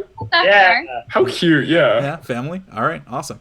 All right, so we're gonna go ahead and do the giveaway with the giveaway word being family. Just a big reminder here for everybody. There are a couple of rules with this. We unfortunately are only able to ship to Canada or to the U.S., excluding Quebec. So we can't do anything overseas or anything further south of the U.S. And the second one is that you can only enter in that keyword 1 time. Make sure you only put it in once, any more than 1 time, and that will disqualify you automatically. So if you do put it in again, unfortunately, Even if it's by accident, there's nothing we can do about that one. It's just automatically going to remove you. So we'll see you guys back here in about 10 minutes or so. We should get back started about halfway through the hour, and we will see you guys then. Bye.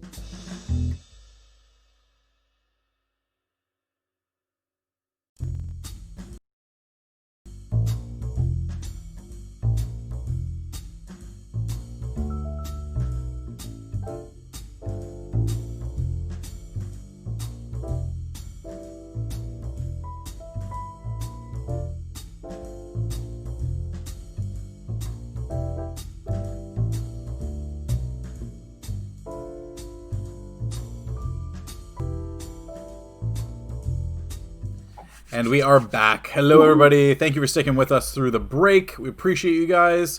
And obviously, also for everybody commenting in the chat. Looking forward to giving away one of our sets of dice to you guys. So, yeah, so we're going to go ahead and let Nightbot run that right now. Let me go ahead and get that going. Keyword of family and anti-spam. Is Nightbot going to be a rascal again? And it's totally going to be a rascal just because it's so weird. Roll it. There we go! Born_Tooth has won the giveaway. Hey. Congratulations. Oh, yeah. Awesome. So good job. And thank you as well, because you're subscribed to us as well. So huge thank you for that. Yeah, thank you. Yeah, so thanks for sticking around. I'm guessing you got one of the free subs from Marshall. So what we'll do after is we'll send you a message, let you know that we've got the 2 sets. If you need better pictures of them or anything like that, you can let us know. And you can pick whichever set of dice you want. We'll get your information from you, and we'll get these shipped out to you in the next couple of days. Thanks, Born_Tooth. Thanks, Born_Tooth. All right, so thanks, Marshall Weapons, for gifting some subs to our yeah, Marshall on the leaderboard, by the way, because there's a leaderboard in our chat of the people who have gifted a leaderboard. Subs. Yeah, What? Marshall Weapons is #1 for gifted subs, and there was somebody else who was #1 for cheered bits, but apparently it's been too long; they're now gone. So if you want to cheer us, you can also be #1 It's there. been chilling. Yeah. Cool. And yes, Amanda C., it was not you for once. 3 weeks in a row where you were picked and we had to go to somebody else. Yeah. Love it. Awesome. All right, so we're picking things up with you guys making your way back into the city of Waterdeep after a good almost 3 weeks away. 9 days travel there, 9 days travel back, and then 2 days overnight. You finally find yourselves pulling through the southern gates to the entrance of Waterdeep, flashing your sigils, able to pass through without any issues, without your cart being checked of any kind, no additional interviews required. We don't see Cardin Smelthead. No pamphlets on where to go in the city. And No, you essentially are just waved through. You don't even wait in line. You essentially just bump right to the front of the line, flash you your got Nexus the Nexus card. card. Super cool. You go into the Leaving Nexus down his line. multi-pass. Yeah. we're on And the guest list. yeah, and so you're able to make your way inside into the city without issue at all, entering in through the south of the city, and eventually into the south ward. So where is it you would like to go? I wouldn't mind parking the cart at the Unicorn's Horn. I could also check my messages while I'm there. Yeah. All right. So everybody pulling in the large familiar street running down the center of the city. You kind of pull your way north and eventually up towards the Unicorn Horn. Excuse me, following the high road, and then eventually parking the horses, parking the wagon. You're able to check in again. Doctor, nothing really urgent transpiring that requires your attention. But you now are back within the city. Excuse me. And having a little bit more information, maybe some avenues that you would like to go. What is it you would like to do?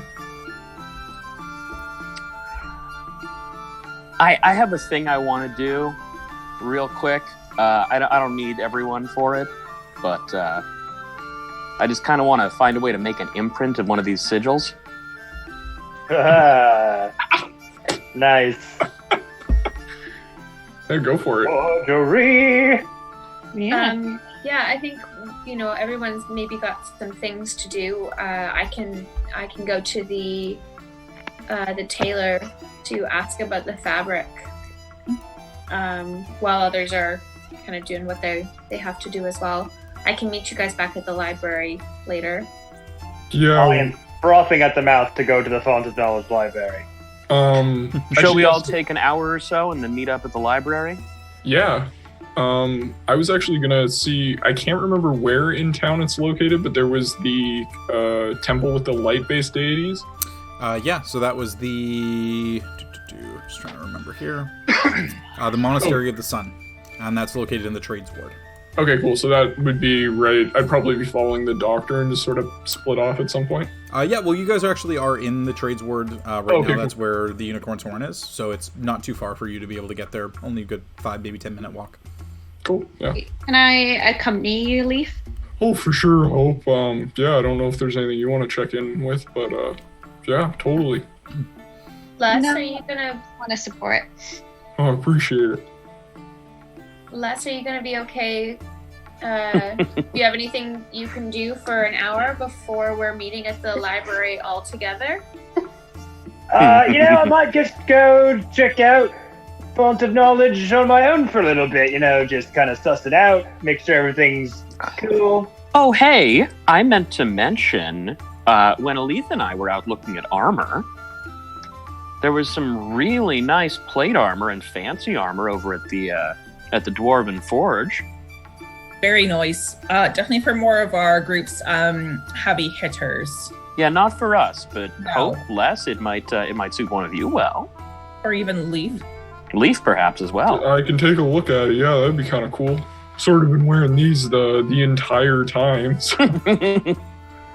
Might be time for an upgrade, huh? Oh, hi. That's true. I mean, I do like the Mithril, though, for its very quiet Profile. profile, but yeah, maybe it wouldn't hurt to take a look. I mean, if you guys Could be are already extra going shiny. there, Ooh. if you all are already going there, maybe you could just go and give me the little lowdown on how it is, all the makers and everything, and maybe I can hit it up on the way back. Well, it's the Dwarven Forge. It's the one in town. Right. Specifically, it's called the Halls of Hilmer. That's the one. Oh, the very man. All right. Yeah, I don't think any of us are actually visiting it right now, Les, but I think it's just more like if that's something you wanted to do while we're splitting off. Yeah.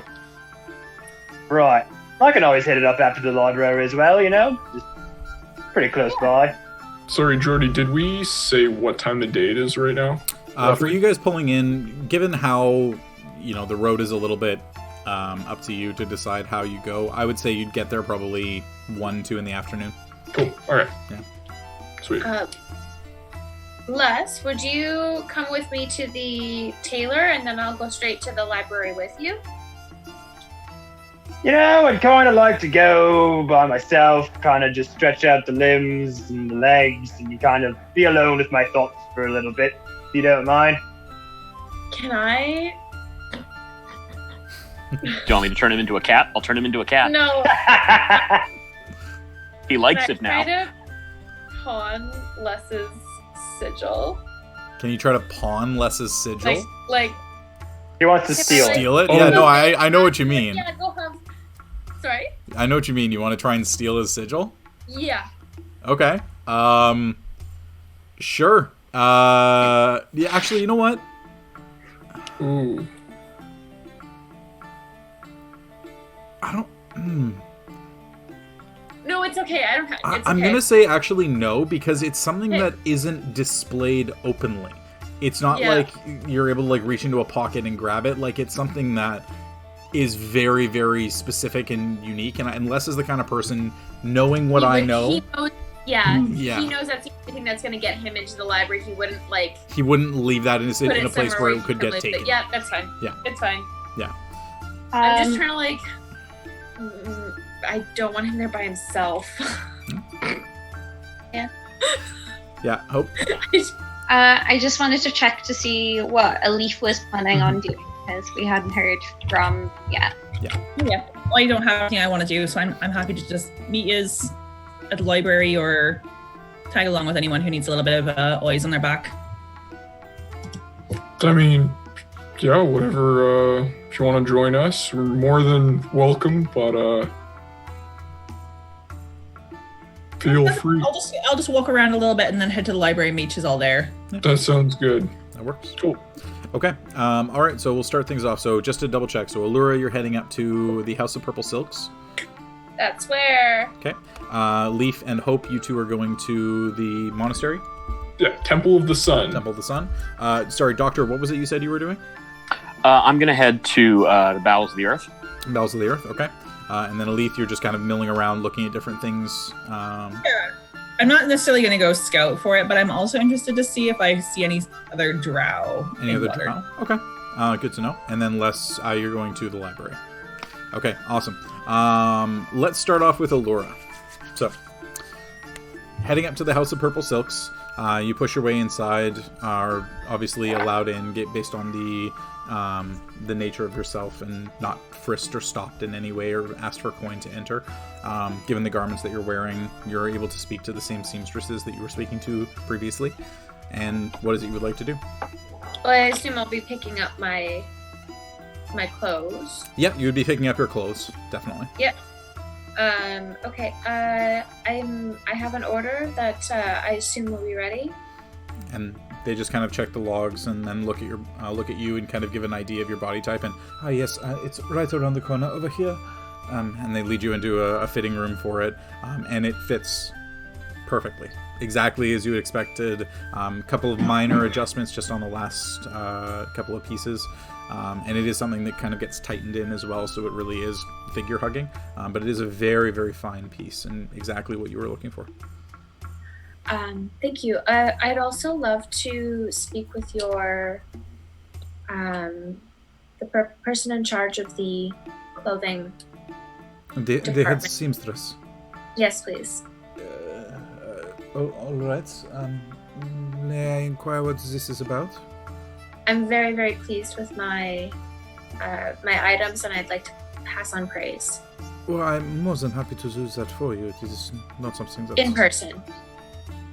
Oh. All right. Let me see if I can pull her away from her work. Please wait here. And she disappears around one of the corners. And is gone for a good 10 minutes, 15 minutes. And then eventually you see a fairly small gnomish woman just tottering up the stairs. And has a little cane in her right hand. Not leaning on it per se, but just kind of using it as more just like a little bit of a guiding cane. Makes her way into the room, but hands are very steady. There's no shaking to the hands or anything like that. And she just kind of wanders in and up to you and just kind of like looks up at you. And, yes, I had heard that you wanted to speak with me. Yeah. First, I'd like to express my extreme happiness with the items that I've received from your staff. My experience was wonderful. And I did actually have a few questions further than that. My name is Aluura. I'm here with a group, a traveling party, and I wondered if you might not pull out the wool. Mm-hmm. Would you happen to know do you recognize this fabric? And she takes the garment or the fabric from you and... Yes, it's wool. It's very fine wool. I thought you might recognize it a little more specifically, possibly. And then I'll pull out the signet and kind of like flash the signet, not in like a here, but just in like a I have this subtly kind of way. Oh, you're working with the Alliance then? I'm working with the Alliance, but I am primarily working to help my friend. There's some things going on that I don't understand. Make a persuasion check. Familiar dice!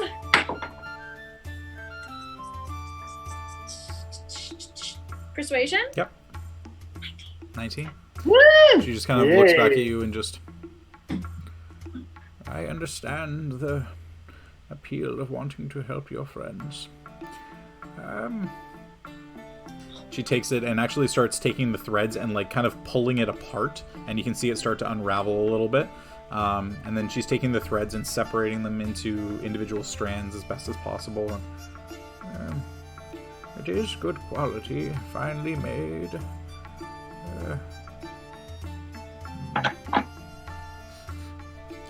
And like tastes the wool a little almost. And Yeah. Kind of, well worn. It's a bit sweaty. I would imagine a cloak of some kind, a cape perhaps, robes maybe. Actually, where was it found? In the forest outside of Secomber. Secomber. Interesting. This garment is definitely not from that far east. I would guess one of the hub cities, Waterdeep, Baldur's Gate. Definitely not one of mine, I can tell you that. The make on it is quite nice, but not unique, perchance. Just more of a fine garment that would probably be made multiples of. Yeah. Beyond that, it is unfortunately not enough for me to tell. A coastal city with the quality that it is, likely not imported from anywhere east or south. That's about all I can tell you, unfortunately. No, that's all very, very helpful. Did I get your name? Oh, my name? My name is Giselle. Oh no! Giselle. Like Gal Gadot in The Fast and the Furious. It all makes sense. Thank you for the information, Giselle. I really appreciate it. All of that is very, very helpful. And again, I am more than happy with the service that I've gotten here and my clothing. Thank you. Your staff. Thank you. I will be taking my leave now, and I'm gonna go. Lord's grace to you. And she ends up just tottering back down the stairs again. I love her. So we stand Giselle. Giselle. So You Giselle's the favorite. master seamstress at the House of Purple Silks. Thank you. Welcome. And we say sewist. You say sewist? Sewist or sewer. Oh, okay. All right. Perfect. And that's good. Okay, so next up, let's go to Leif and Hope. Oh, okay. So yeah, I guess kind of wandering as we're on our way over there. Yeah. Hope, I mean, I'm gonna try and keep this kind of quick. Just sort of curious to see if any of the clerics here have experienced any sort of, I don't know, disturbance. I checked in with a friend from, or I guess a mentor from way back, and he hasn't felt anything, so it's making me feel this whole thing is a little more personal than I expected. I was kind of hoping other people would have had some sort of heads up, if that makes sense. Yeah, that completely makes sense. I just want to be there with you whilst you're going through it, and also just to be there as your kind of protection. No, I appreciate that. Yeah, no, thank you. So yeah, I guess we'll continue into the Temple of the Sun. The Temple of the Sun, okay. And so you see, heading into the temple, it is more of a cathedral than anything. A classic temple, the basic idea essentially being a small patronage area, being able to have a few statues at best, maybe one or two reliefs of a specific deity. This you see dozens upon dozens of alcoves, and it's essentially set up in a fairly large square, with the front side being the doors entering in, and then on the left is when you start to see depictions of some of the deities. So in your case, looking in on the left-hand side, you would see Eldath and Amonitor, and then on the right-hand side, Shantea and Lathander, and then on the far side, right up at the very back, is kind of a culmination of all of the different sigils of each of the different faiths.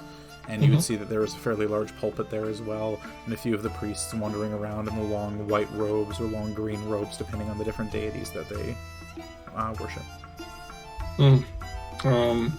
Do we see, are there kind of some clerics milling about, or anyone that's sort of, I guess what I'm looking for is like a Father Donovich kind of character?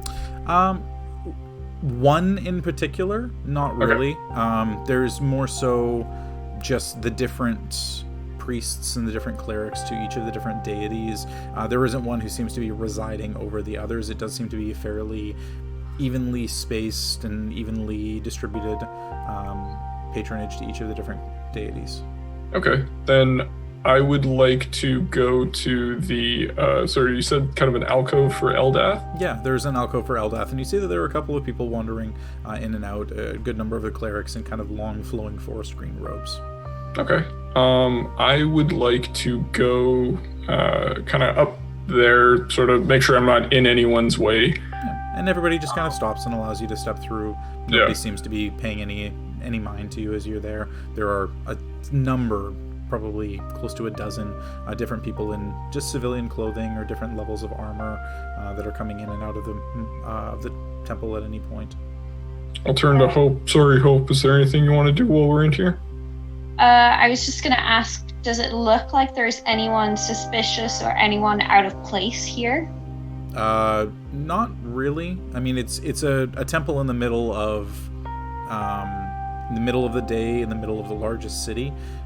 Looking around, everybody seems to be just kind of keeping to themselves. A couple of the clerics talking to each other, two people that have come in seemingly together and having a hushed conversation, but as would be expected in any kind of a temple, not overriding anybody else and having your words be the focus of any conversation or of anyone's reason for being there. Okay. Hope, if you don't mind, I kind of want to try something, but it's just gonna take a minute. If you don't got the time, it's all good. That's absolutely fine. Take your time, Leif. I'm just gonna hold up outside of here, and I kind of, when you that really gross stereotype of like when a couple goes shopping and like the man is sat outside like on a bench like outside the shop looking kind of just like pick up a magazine off a table and you just don't even look at the title. Yeah. That's kind of what Hope does, but they're also still kind of like even though it doesn't look as though there's anyone out of place and everyone looks super respectful, they're still kind of like trying to like keep an eye out, just pretending to be super casual, like doing an Aluura style lean and just kind of keeping an eye out on things. Just for the hell of it, make a... Would this be intimidation? No. Make a stealth check, but not at disadvantage. Just... Ooh! Nice. Feels good. Yeah, because you're not actually like trying to be stealthy. You're like trying to just stealth look. Yeah, 17. 17? Yeah, I mean, you're able to kind of just be looking at the ground and like kind of doing your own little prayer in quotation marks, and then just kind of the side eye look at somebody and then back to closing your eyes and then side eye at somebody who gets a little too close. But nobody seems to take any notice. Nobody gives you any additional attention over anybody else. You're essentially just there. One more quick question, Jordy. Is it mostly humans in this temple, or... No, it's a good mix. There's humans, quite a few half-elves that are coming in as well. The occasional halfling or gnome that comes in, too. Not many dwarves, and not many dragonborn or tieflings, obviously not being the most populous of races. But yeah, it does seem to be more based on around the humans and half-elves and a couple of halflings and gnomes. And no Firbolgs of any kind other than... No Firbolgs. Okay. All right. One just walks in, Dad! Oh, this is way easier than I thought it would be. So yeah, I would like to go up to the statue, or sort of... the effigy. Yeah, effigy, kneel down and commune with Eldath. Okay, casting commune. I was gonna say, sorry, I shouldn't say casting commune. I guess this would be channel divinity. Okay, channel divinity. I'm trying to sort of connect with her. I don't know if that's just like channeling divinity is, if this is the most straightforward thing, but I'm essentially asking her for any sort of guidance in regards to where to find or where to look next for my parents. Sure. So this is channel divinity. Yeah, I can pull it up. What's the specific thing for it? Yeah. It is channel divinity. You can channel. Yeah, sorry, this is Channel Divinity. You can channel divine energy and fuel magical effects number of times per short rest. This is the one where you gotta hit it's like a 1 in like... Yeah, divine intervention. Yeah, so sorry, divine your intervention. deity's aid. Yes. Describe the assistance you seek, roll percentile die. If you roll a number equal to or lower than your cleric level, your deity intervenes.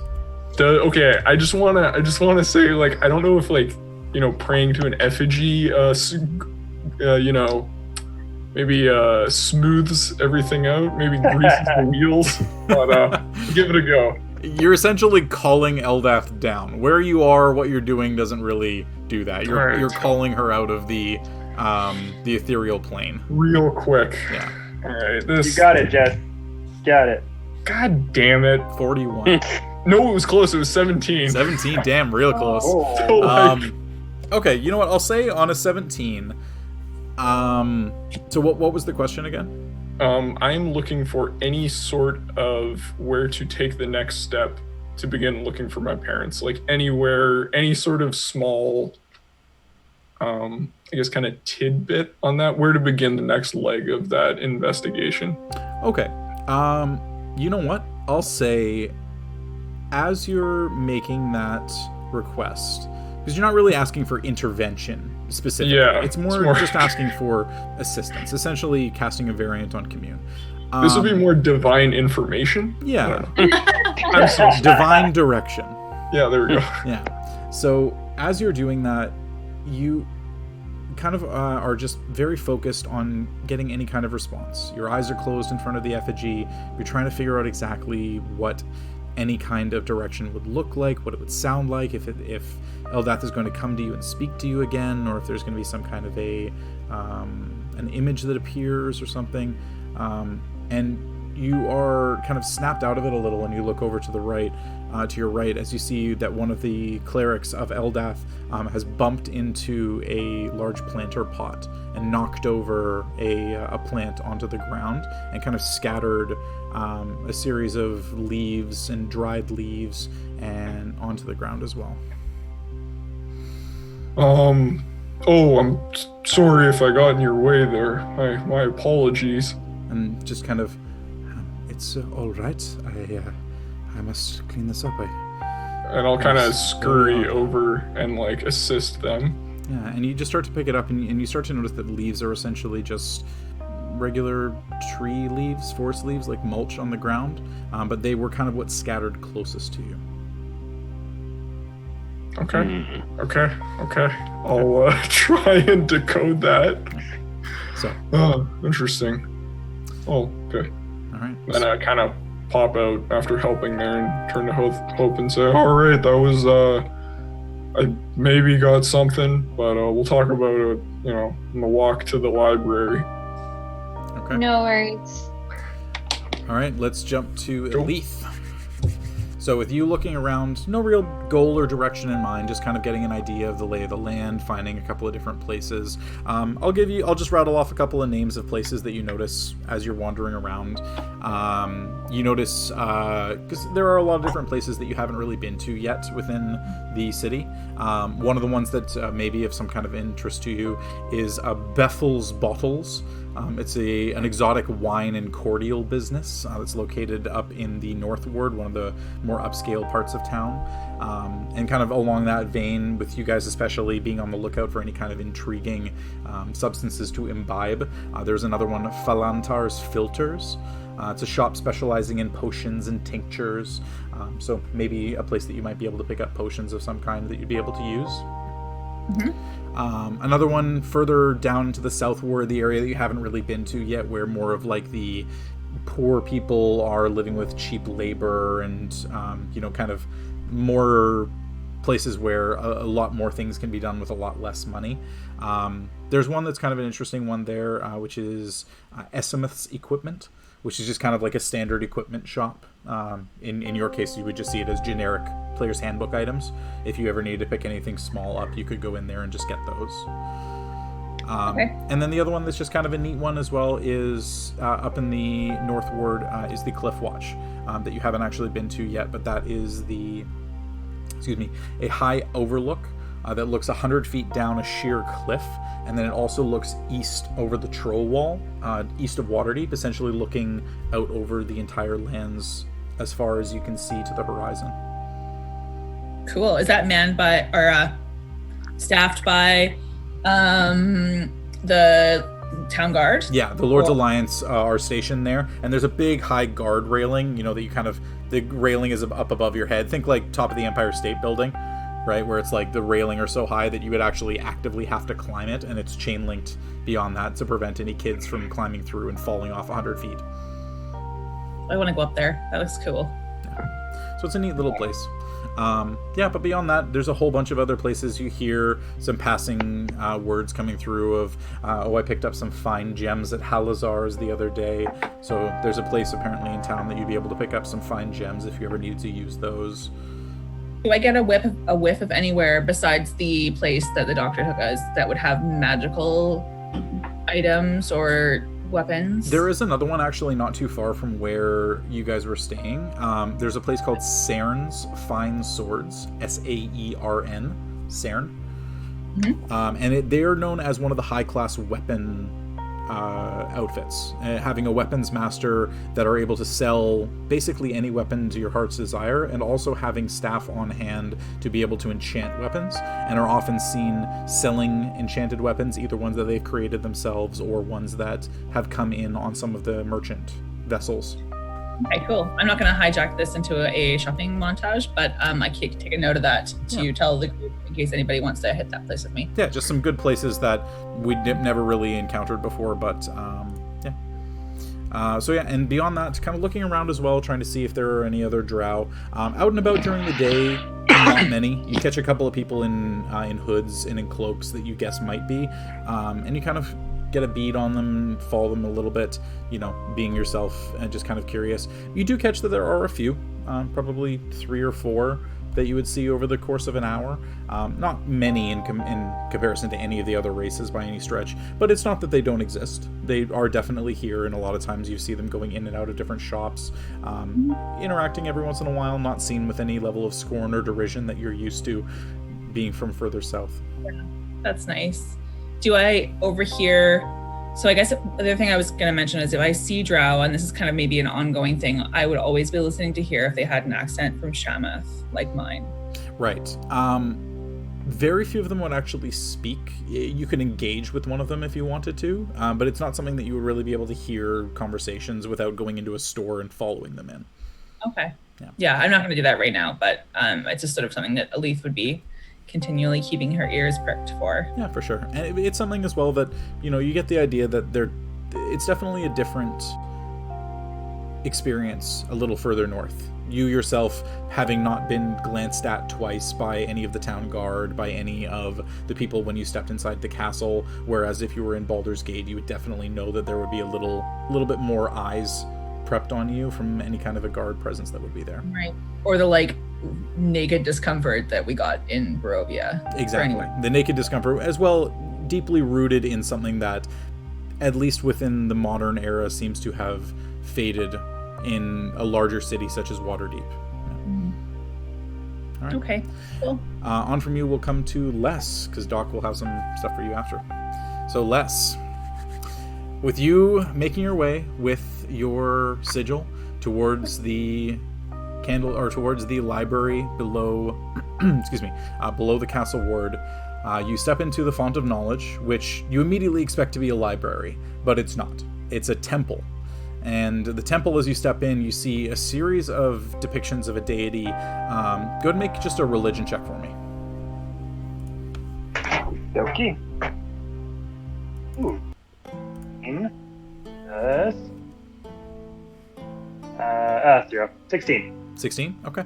Kind of racking your brain a little bit and listening, and with the amount of stuff that you've picked up over the last year, you not being somebody who really pays much attention to deities, there were a couple people who talked about this one. And specifically, they were people that you tried to engage with because they seemed to be scholars. And you being somebody who was looking for something very specific, that you were looking for people who had information, you were speaking to the scholars that you encountered. The temple seems to be to the goddess Ogma. And Ogma is the goddess of knowledge.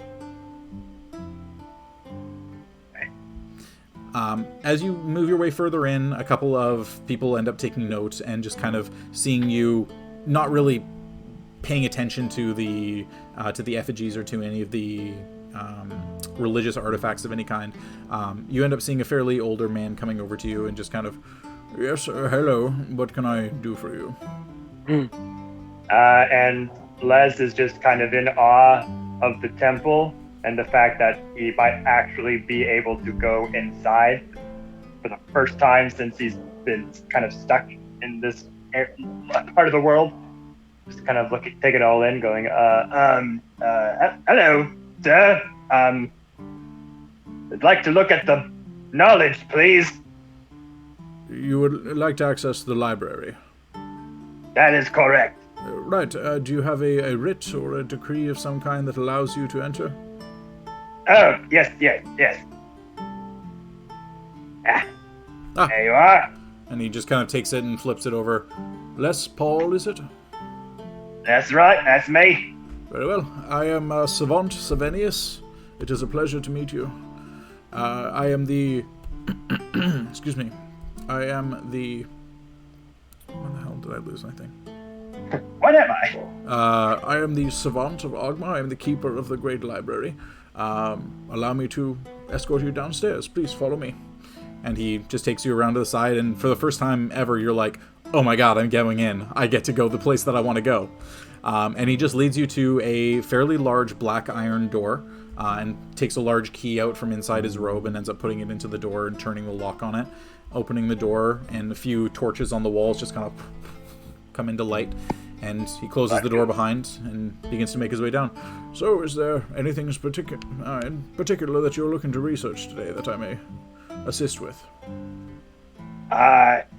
Yes. And he takes out this little piece of parchment that he's written down, and it's very crumpled and kind of ripped in a little bit of places of subjects he wanted to look up when he first got here, and then just hasn't been able to get into a library or anything. So It's just kind of been crumpled in his pocket. Pulls it out. Yes. Ostilian, Plane of Water.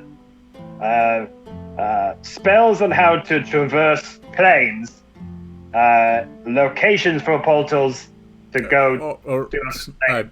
Okay, let's start with one. It will take several hours of research just to answer the most simple of questions. So, what would you like to start with? Thought it'd be like an index or something. There is an index, but I have to gather the relevant materials and bring them to you, and it is quite a process to go through the books. You are having to read. So I can only answer. We'll start with one and see how far we get. Okay, that sounds. So right. where would you like to start? First time in this fancy building. I understand. I understand it is a bit overwhelming. Don't worry. So okay, pick one. Let us know. And he's just looking at the paper and being doesn't know really which one to pick first. He's Ostilian? Ostilian. Yes. Anything you can provide reference to? Is it a creature, a place? I think it's a creature. It's a type of dragon. Dragon, great. I can definitely start with that. I'll go and get some of the reference books on known dragons.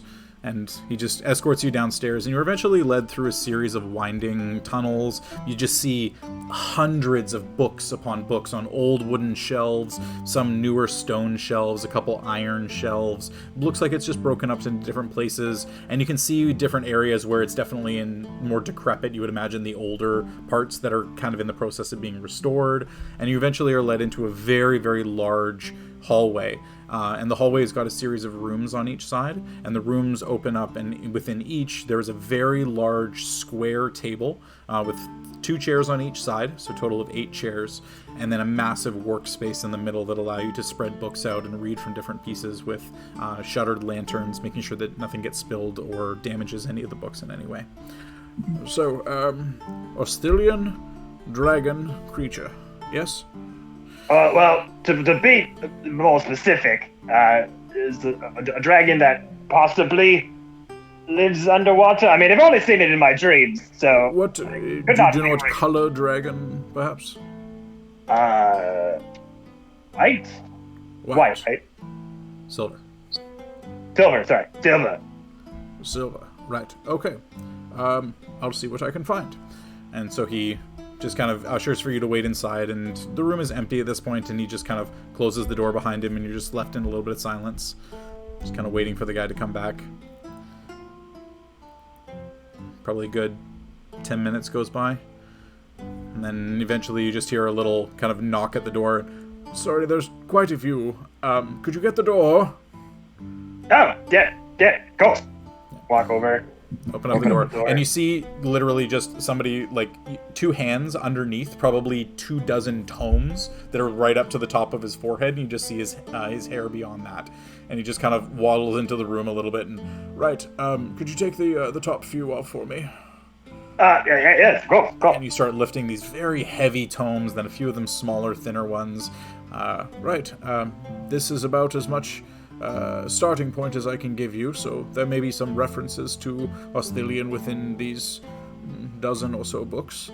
Are they by alphabetical order? No, these are books that have... With O? No, these are books that have references to dragons with the name Osthilian. Maybe there may be some information in here that could give you what it is you're looking to find. All of these books have references to Osthilian. Yes, according to the catalogs. We just don't know exactly what page or word they're on. We simply have a section devoted to that, and I was able to narrow down as best I could to some that should have some references to that creature. There may not be exact references. It might simply name Osthilian Silver Dragon in the book, but looking through enough of them and reading for as much time as you can, you may be able to find something. This is a lot of work for a dream dragon. Okay. Dream Dragon. Well, that's just what I've started to call it. It's just a shorthand. Doesn't matter. Just to clarify, you're here by yourself, correct? Yes. Would you like for one of our scholars to come and assist you with reading through the books and finding information? It may make things a little easier. Oh, please, that would be amazing. Thank you. Very much. And he just kind of hops around the corner, and you eventually see somebody coming back in. Zachariah, will you please assist Les Paul, right? Yes, you got it. You got it, Pop. Perfect. Zachariah, please help him as best you can. And you see a fairly young, probably late 20s or so, human guy come in, and he just kind of sits down at the table and takes the same information from you that Savant Savinius asked for, and then just, if you should require anything else, just let Zachariah know, and he will be able to come and fetch me from upstairs so I may assist. Got it. No problems here. All right. Happy researching. And he takes his leave, closing the door behind him. So, looking for Osthilian with the assistance of Zachariah, go ahead and make an investigation check at advantage because he's assisting you. Woo! Thank God. Hey, you guys don't even want to see the number of pages I have on stuff. It's great.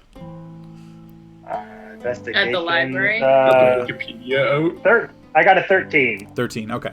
So, on a 13, you and Zachariah looking through the books for the better part of an hour. Pretty much the entire amount of time you were expecting to be gone from everybody else before they started to show up.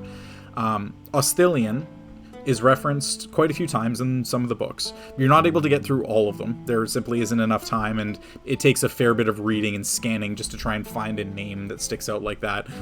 The sheer number of dragon weird names, it's just a little overwhelming. But you're able to at least get some information.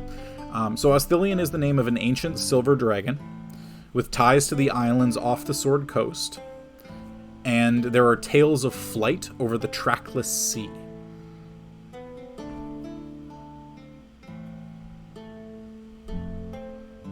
Okay.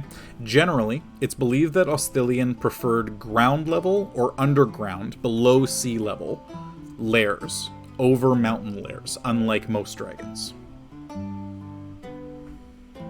The underground lairs, not in mountains? Below sea level, so not in the mountains like most dragons prefer. Okay. And then there are also ship's logs, a couple of very small, thin journal-like notebooks of sailors traveling across the trackless sea that often noted a silver dragon flying overhead, which was believed to be Osthilian. But the journals date anywhere from 250 to 500 years old.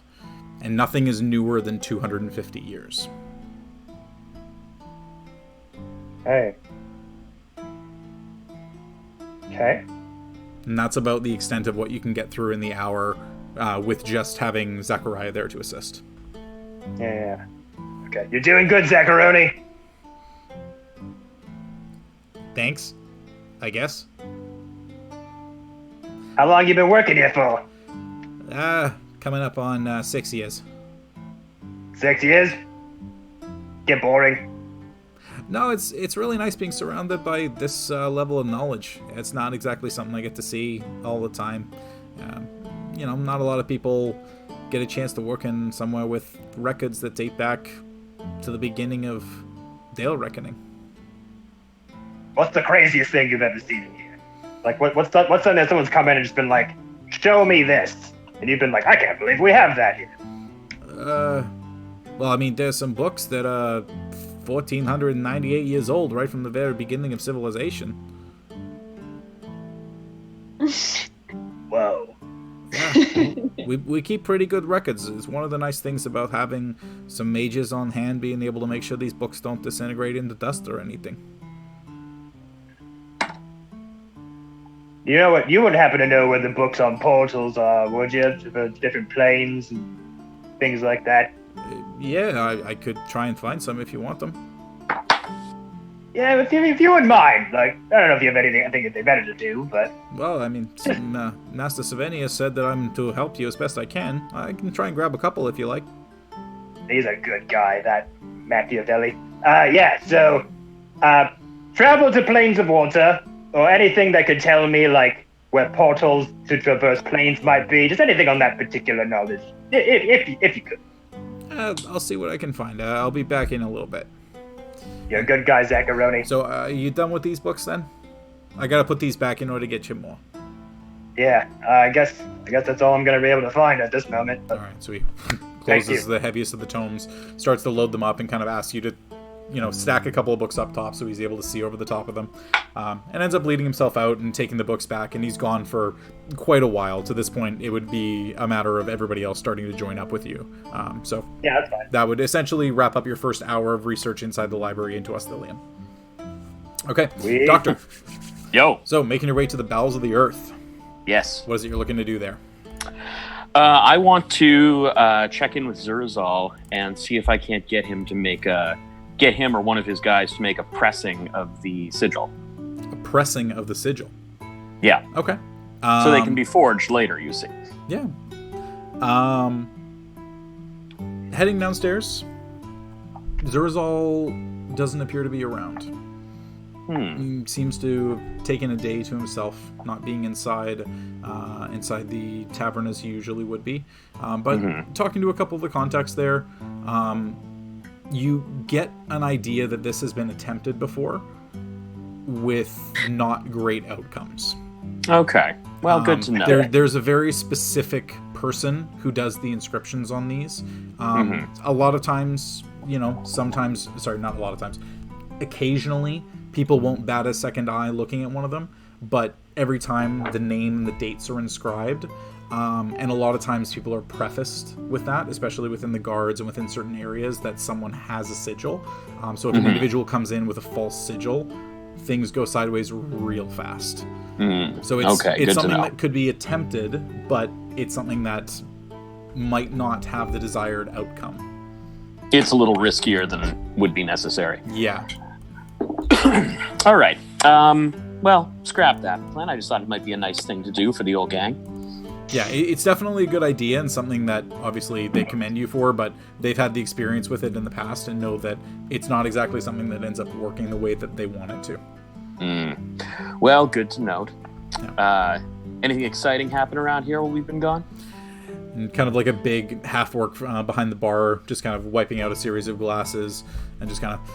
Not much. It's been a little on the boring side, actually. Things are a bit too quiet these days. No attacks, no muggings, no killings. It's no fun. Seems a little out of the ordinary for a Waterdeep. Yeah. And you see, like, he's, like, wistful, as if he just wants someone to be attacked in the street, or, like, a bar fight to break out underneath the bowels, just so he can have something to do. Cool, yeah. Yeah. But it seems to be, everything is relatively on the up and up. Nothing particularly overt, at least in the eyes of anyone on the network that you're a part of. Mm-hmm. That's about it. All right. Yeah, nothing's nothing. Yeah, I'll just head back up. Okay. Check in with Aaron. Head out. Sounds good. I assume he's around.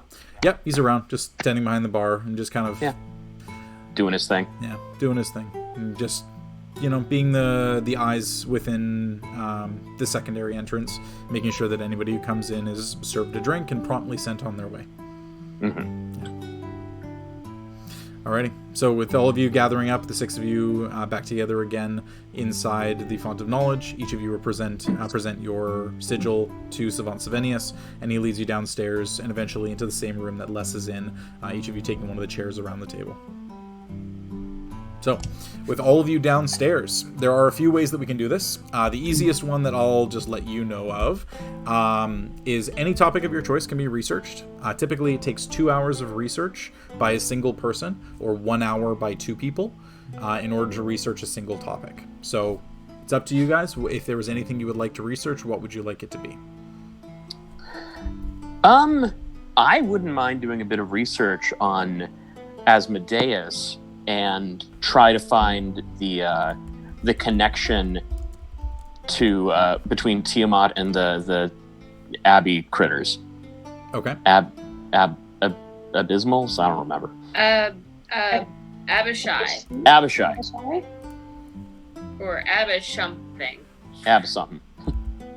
Okay. So that's one. What about Elethe? Anything you were looking into particularly? I was gonna say the Abishai. Yeah, whatever the creatures are. Yeah. Okay. Exactly. All right. So if you were the doctor, maybe just more research into Tiamat. okay. So we'll say you and the doctor are working together on that topic. So that's fine. So you two can attempt that. Les, you've already got your second round of books that are starting to flow in, so you've got those if you wanted to do those ones. So Aluura, Leif, and Hope. What would you like to go through? Let's start with Aluura. Leif, I was thinking I would focus on looking at prominent Firbolgs in the local history. Yeah, that was actually exactly what I was going to be looking for. I don't know if there's like a fantastic Firbolgs and where to find them or something. But... Yeah. like a family tree. So or weird. something. Book with no author. Right? Yeah, but it just appeared. Miku Hatsune wrote it. I'll help you look up that, then I'll assist you on. I'd appreciate that. Better than one, so I'll that will be my my time in a book. Sounds good. Will be for local prominent Firbolgs. Local prominent Firbolgs. And I guess I'll be knowing kind of based off of that hint or guidance that I got. Mm-hmm. And sorry, I want to double check the thing that it was like leaves that fell over Yeah. that were closer to. Okay, so I want to be looking for, I think specifically stuff relating to Firbolgs in forests. Okay. If that's like any sort of like geography there. Yeah, for sure, definitely. Okay, cool. And then Hope, anything specifically you were looking for?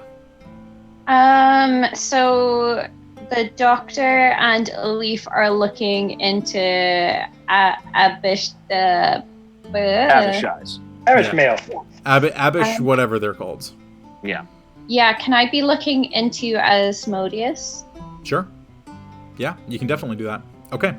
All right, awesome. Let's start off from the top. So let's go with Doc and Elethe. I'll get you both to roll investigation checks for me, please. And this will be your first hour of research into those topics. Okay, cool. Okay. 16. 16? 25. 25. Nice. Okay. So Abishai is the creature. Abishai creatures are devil entities that have a very strong resemblance to gothic gargoyles, gothic dragons of some kind. Thin, clawed reptilians, large, leathery, bat-like wings. A little bit different than the traditional descriptor of what a true dragon would be. Kind of contorted by the hells is about the best way to describe it. Abishai are creatures that are very, very rare outside of the Nine Hells. Only a few instances of them actually coming to the Prime Plane have transpired over the last several hundred years, if not longer. And there is only a couple that were actually ever noted specifically. But you do notice that there are a few different colored Abishai that are depicted. Specifically, you see that there are red, green, and blue, but there may be additional ones that could exist outside of that. But those three colors were the ones that were seen within the Prime Plane within the last few hundred years.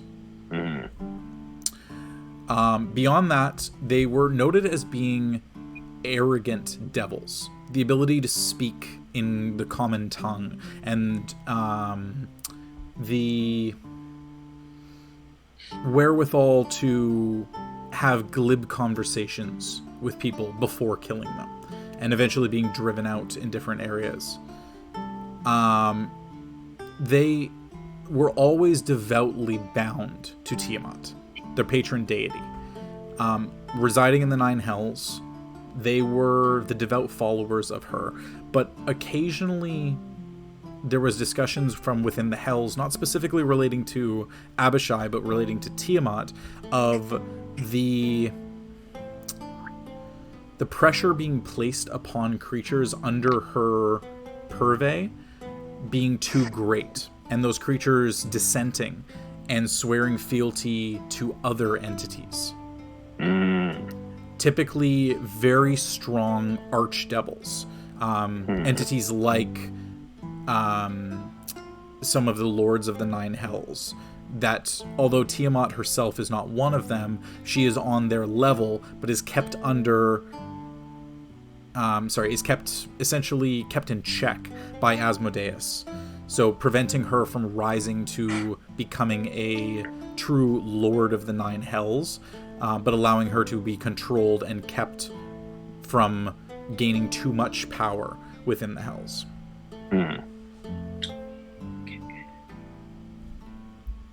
Lore dump. Yeah, big lore dump on those guys. I'm loving this. So that would take you about the better part of an hour to find that out.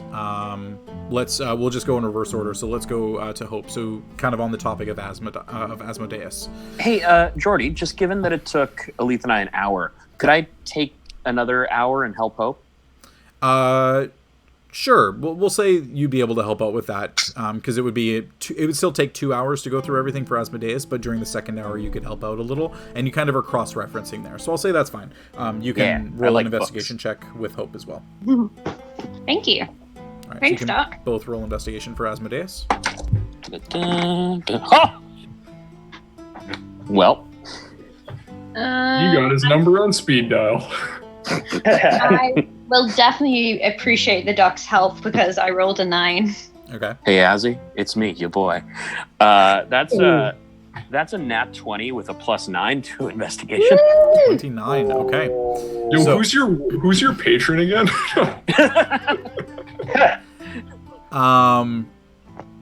So Asmodeus is an entity that's very well known. The Lord of the Nine Hells, ruler of the entirety of the Hells, keeping all of the other Lords of the Nine in check, keeping Tiamat under his thumb. Asmodeus is referred to as a greater deity, and often referred to as the supreme master of the Nine Hells. Okay. Asmodeus resides specifically on the realm of Nessus. And I just need to remember specifically here because I always forget what the 9th layer is. Yeah, so the 9th layer of the Nine Hells, the deepest layer of the Nine Hells, is Nessus.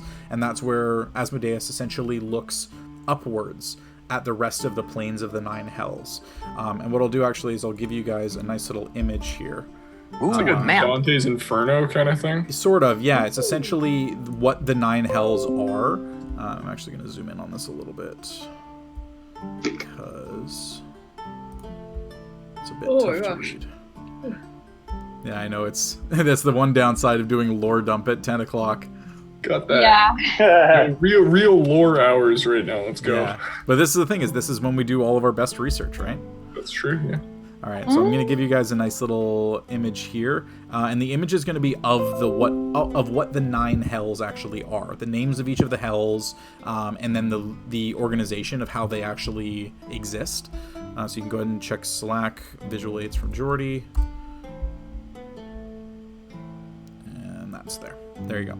So that's the image of the 9 hells, and the deepest of those, the smallest at the very bottom, is Nessus, and that's where Asmodeus specifically resides. Looks like the Guggenheim. Like the... Yeah, pretty close. Nice. Well, it's a good thing we'll never have to go there, so. I think we're fine. This is just research. That looks terrible. But Asmodeus, the interesting thing about Asmodeus is that no one has ever seen his true form, with the exception of some of the entities that are powerful enough to reside on the hells. But typically, Asmodeus never showed himself except through avatars, or projecting his image, always in a humanoid form of a very, very Oh boy. thinly figured individual. Bright red skin, arms that were essentially just the width of bones, no muscle tissue of any kind on them, long spindled fingers, and then 2 very large horns that kind of hooked forwards in front of his eyes, but 2 even larger ones that sat up atop his head, so kind of a 4-horned entity. Beyond that, he's the definition of charismatic.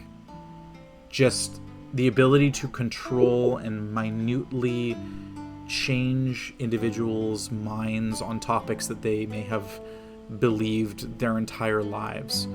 And it's one of the reasons why he's referred to as the Prince of Evil and the Lord of Lies. Guy sounds pretty cool.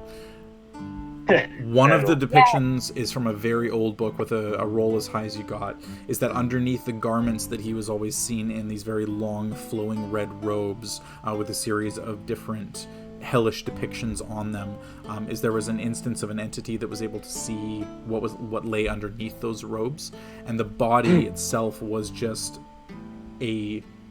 essentially skin wrapped on bones, but the skin had been charred and burned and cut with just a series of permanently bleeding injuries. Oh. But not actually affecting him in any way, as if the blood just flowed from a non-existent source within his body. Jordan, for me, Chief. Yeah. One other question with the 2 horns at the front and 2 in the back. Is it kind of like a mullet situation of horns? No, they're all going forward. They're all going forward. So it's 2 that are kind of like from the sides of the temple, and they kind of go forward to kind of meet again in the middle, and then 2 that are kind of up more on the crown of the head, and they're the really big ones moving forward. Yeah. Seems like it'd be hard for him to find hats that fit.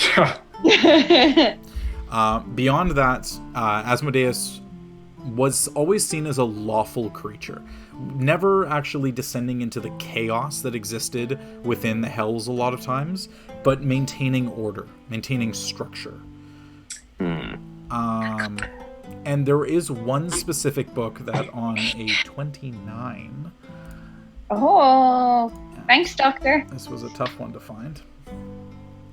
Ooh. I like books. There was a very small journal that you find that chronicles the journeys of something called the Hidden Lord as he traveled between the planes.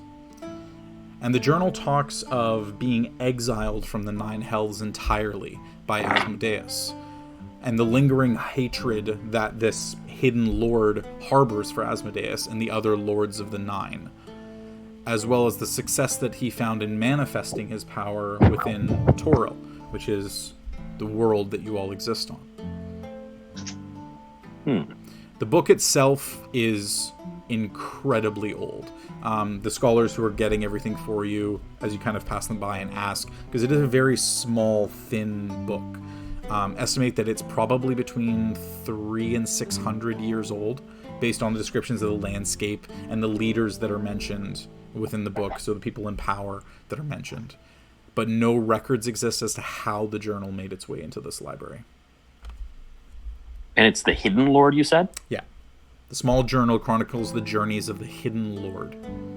Does that ping anything with any of the scholars? Do they have any concept of who the Hidden Lord could be? They could attempt another check for books on that. It would be another check beyond what the research is that you're already doing. I mean, I'm okay with that. I got nothing else today. Yeah, okay. So we'll come to that in a little bit. I guess one thing I'd sort of ask the group that is doing some more research on Asmodeus and the Nine Hells is if anything, like the scar or anything that I've got, if that pings in any way. Right.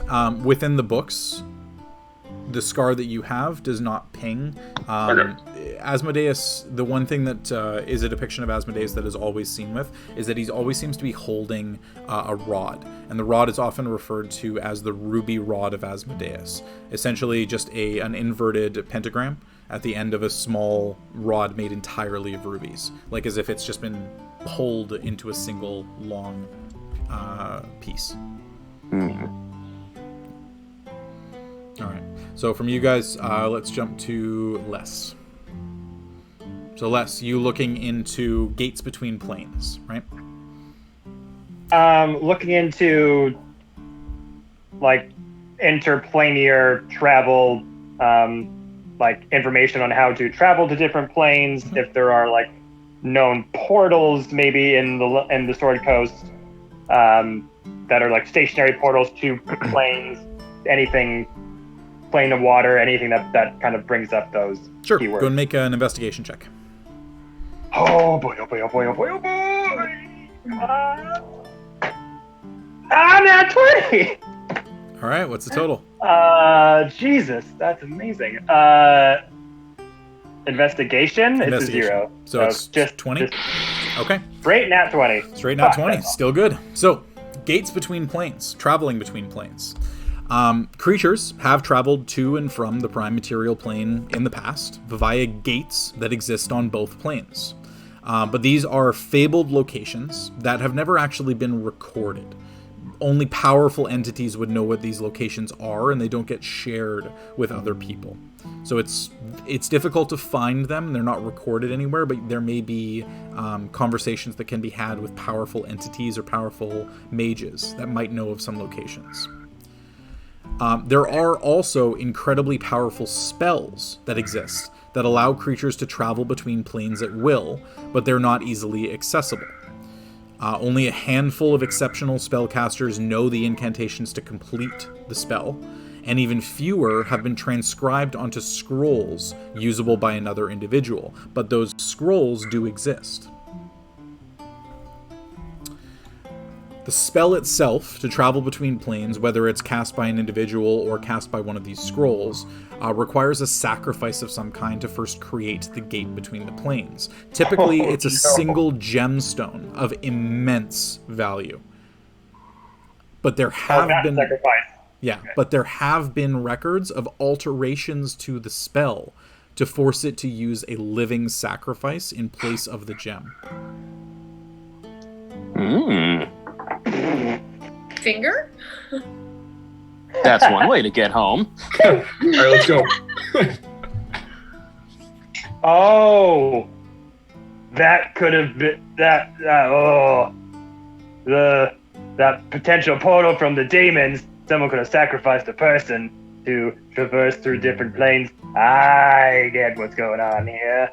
I'm saying this in my head. Yeah.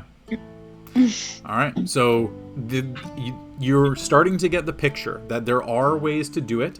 The gates themselves, the permanent gates, probably on the outer edge of what your abilities are, but a scroll, a spell, whether it's by an individual or one that you would be able to find somewhere, definitely do exist.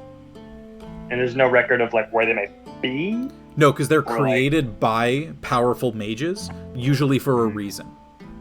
Right? Whether it's created specifically to be sold to an individual, that could be done, or whether it's that the mage itself needs to use it at a moment's notice without having to expend one of their spells.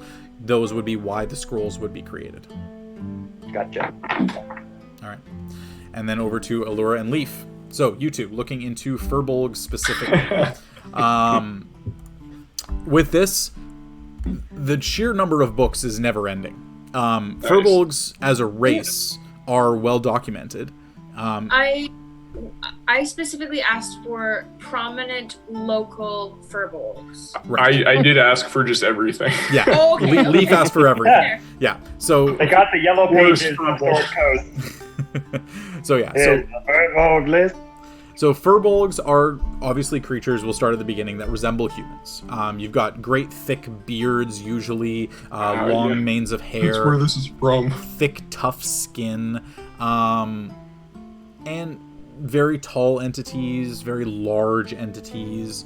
There are a lot of references to the Firbolgs of an area called the Moonlights Isles.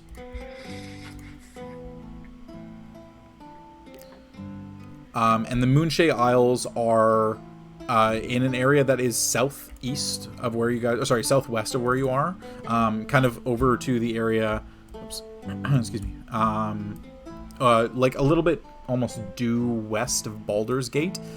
That's kind of where the majority of Firbolg society and Firbolg culture seems to come from. But there are a couple of references as well to a few that migrated north from an area referred to as the Shar, which is a very, very far south area. This is something that you'll have to look at the map, but where you guys are right now referred to as the Sword Coast. South of that is an area referred to as South of that is Tethir, and south of that is the Shar. So you'd be looking at probably several months of travel to get there. But there are some references to Firbolgs that made their way north from the Shar, through Tethir, through and eventually settling on the Sword Coast, and a few of them specifically within the High Forest. But the ones that made their way there, eventually settling in the High Forest, didn't really interact with society outside of their own. They were very reclusive, not requiring beyond what the land provided them, and not needing to interact with large cities, and not needing to interact short of emergency situations like requiring medical care in a nearby village or from a nearby farmstead if they were attacked by a creature that ended up badly injuring one of them. And that tended to be the most common entries, is when a rare instance of a Firbolg interacting with the rest of society was typically in a situation of an emergent need. Okay. As for local Firbolgs of note, there really aren't any. Very average. Okay, I would have Leif, you're 24? I mean, like, I think I'm in that age. I'm not really 25 now, technically. But roughly, you know, we've sort of been going off numbers for a bit. Okay. I would have been specifically looking for information of local Firbolgs from about 26 years ago, or like between like the 3 to 5 years around when Leif was born, or when he remembers that he was born. Hold up. Okay. Firbolgs are definitely a rare race, so having them be seen traveling would occasionally get noticed. I'll get you guys to both make investigation checks. Yeah. Okay. Familiar dice.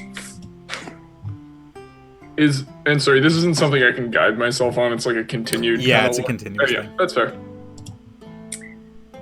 I have a feeling Amanda rolled well. Leif, you're so good. You're so good at this. And I like look around to make sure that nobody's gonna like get mad. at me for pulling out my knife, but I don't even take the rapier. I just take the little one and I do like a little towards Leif, and you have a inspiration dice. Oh, thank you.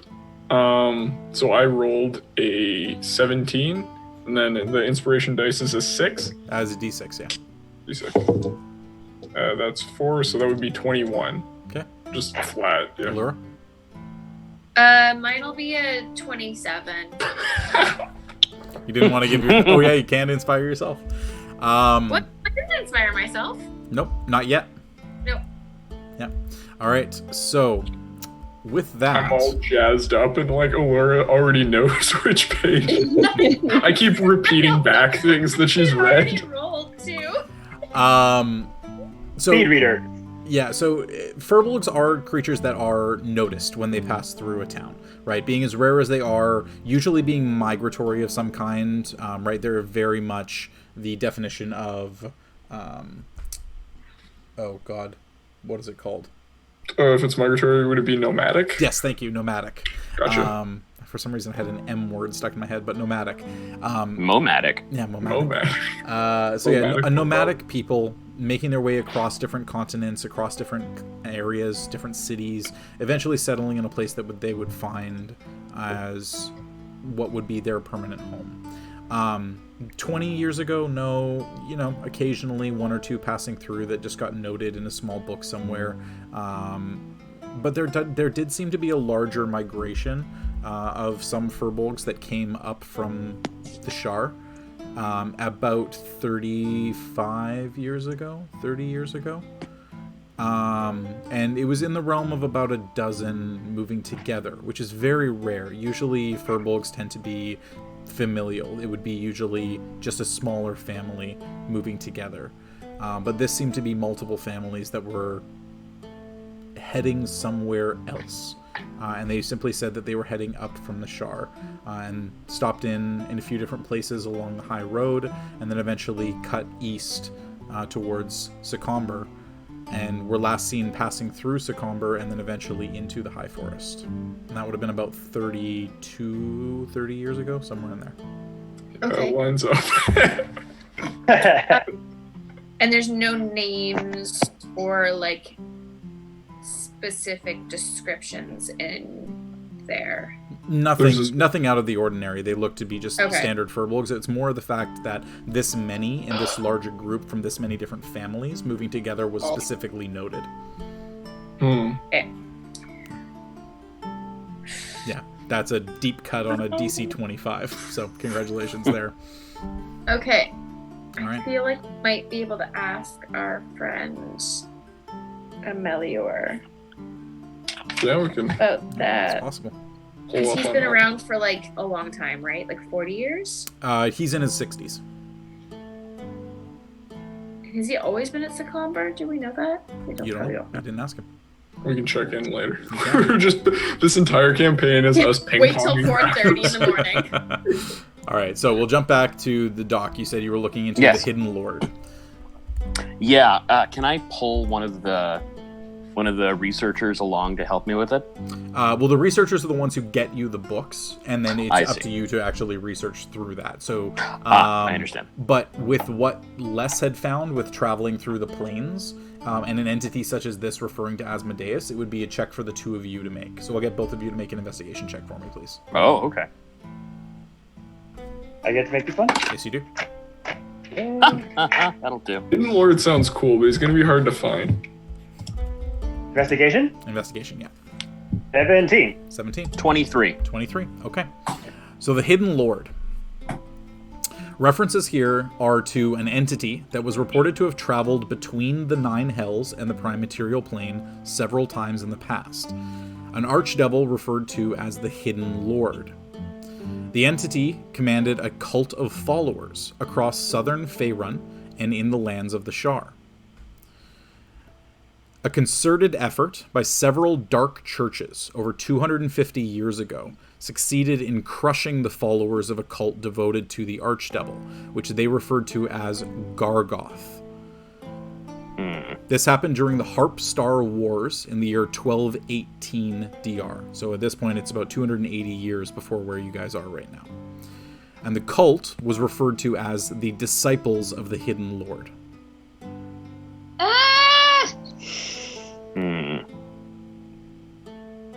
Did it, gang. Crack this case wide open.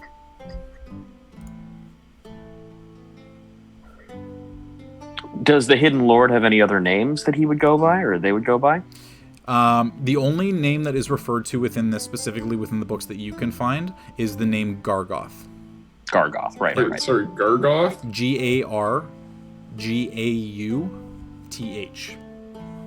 I'm in for this. We got some metal names coming out. Yeah. His head lieutenant, Amon Amarth. No one? That's fine. It was good. Jesse. Thank you. But the interesting right. thing within this is that the Hidden Lord entity specifically is where these references exist from all these churches that were part of an uprising to defeat the followers of Gargoth, the disciples of the Hidden Lord. But the name itself of Gargoth does not exist within the library. And it's something that the scholars there say that this can only be further researched within the libraries at Candlekeep. What followers of which gods rose up to defeat him? Looking through, the reference was to dark churches. Now, dark churches could be things such as of Bane, Baal, Loviatar, Talona, typically the dark, more chaotic evil or neutral evil gods.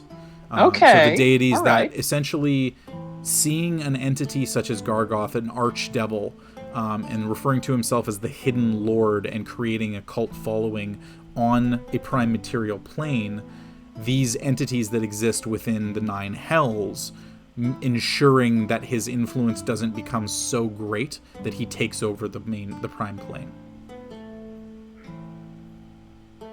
Okay. Hey, on that note, this is just a me check while I'm reading through here. Mm-hmm. Is there any reference to my patron in there? Any reference to your patron? Yeah. Yeah, for sure. Give us a name! Give us a name! I mean, you can ask for it, but it's going to be in plain view of everybody else, so it's up to you. That's fine, whatever. Okay. All right. Awesome. Give me 1 second here. I'm going to pull it. Yo, this is the rich backstory after. Yeah, I'm loving all of this. What was the last bit of info, Jordy, about dark churches? They're called dark churches? Yeah, so they were referred to as dark churches. They refer to as... a concerted effort by several dark churches. And the dark churches are typically the ones that would be not openly devout, not having openly devout people, typically existing in more of the dark areas of the world, in the lands below what is presented outwardly. So and they were known to follow Gargoth or trying to stop Gargoth. They were following entities that wanted to prevent Gargoth from increasing his power over the prime plane. Gotcha. Okay. Yeah. That's it. But Gargoth's followers, referred to as the Disciples of the Hidden Lord, were the ones that were trying to increase his sway because he was presenting himself to them in person. He was actually on the prime plane. Ooh. That's fascinating. Yeah. So is there any mention of what color their cloaks were? no mention specifically of coloring of cloaks. But there was a mention specifically within the Harpstar Wars. We'll say this is kind of part of that. That for Gargoth, for the followers, the typical symbol that was seen being worn by those followers is a pair of broken horns. Ooh. Okay. Pair of broken animal horns. All right. So looking into yours, so Doctor, what is it you would like to ask specifically for information on? I'm looking for information on Bashaba. God damn it. Okay. So, go ahead and roll an investigation check for me on this one. Barshaba? Beshaba. Beshbada? Beshaba. Narshada. Beshaba. Oh boy, Jordy, I am on fire. Not literally, that would suck for me. That'd suck for all of us. 27. 27. Okay. I'm So glad we're 18 hitting plus 9. Beshaba. I'm glad we're hitting the big rolls on investigation, because it would suck if we came here and just all rolled like 3s and you're like, no, there's nothing. Especially in relation to the war on Gargoth. So, Beshaba, also known as Black Bess, Lady Doom, and the Maid of Misfortune. Known as a chaotic evil, deity of accidents, bad luck, misfortune, and random mischief. Demanded worship from her followers to keep her bad luck from manifesting itself against them. And was a sister to Tamora, the goddess of good luck. She was often seen as delighting in cursing others, causing seafarers to lose their ability to navigate the seas and get lost on the water, or incurring sickness on boats, causing the crew to turn upon one another, believing others to have been poisoning their food or feeding them things that would cause them to be unable to stand properly. Would any of this ping with me? Being very, very closely related to the sea? Closely related to the sea? Not really, because it's more so relating to this plane. For you, having grown up and where you were, and although you spent some time here, yeah, although you spent some time here, you would have probably heard of a couple of the crewmen on board the White Satin, essentially making small little prayers to their gods to keep Beshaba at bay. But it's not something that is out of the ordinary, and it's more seen as as something that certain people do more out of a what's the term? Like superstition? Paranoia. Yeah, superstition. Just as a superstition to ensure that their journey is safe. And it's pretty rare. Usually the more common seafarers are the ones who pay it no mind. But Beshaba came into being when the deity Tyche split during the Dawn Cataclysm.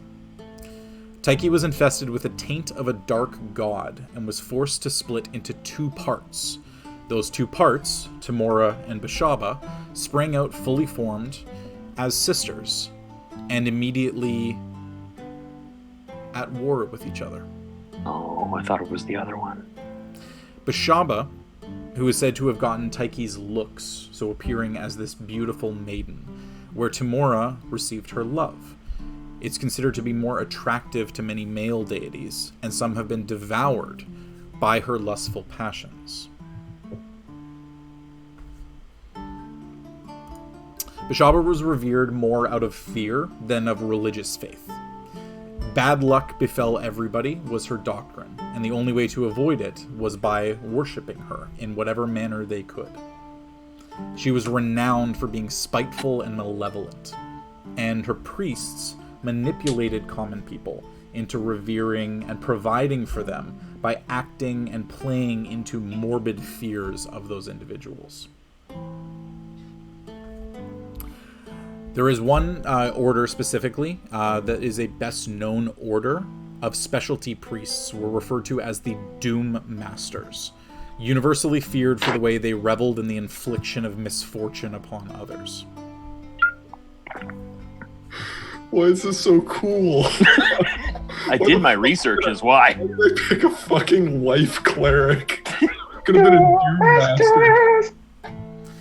And there was a second as well, lesser known, because the Doom Masters were the priests, the outwardly known order, whereas the secondary set was referred to as the Black Fingers.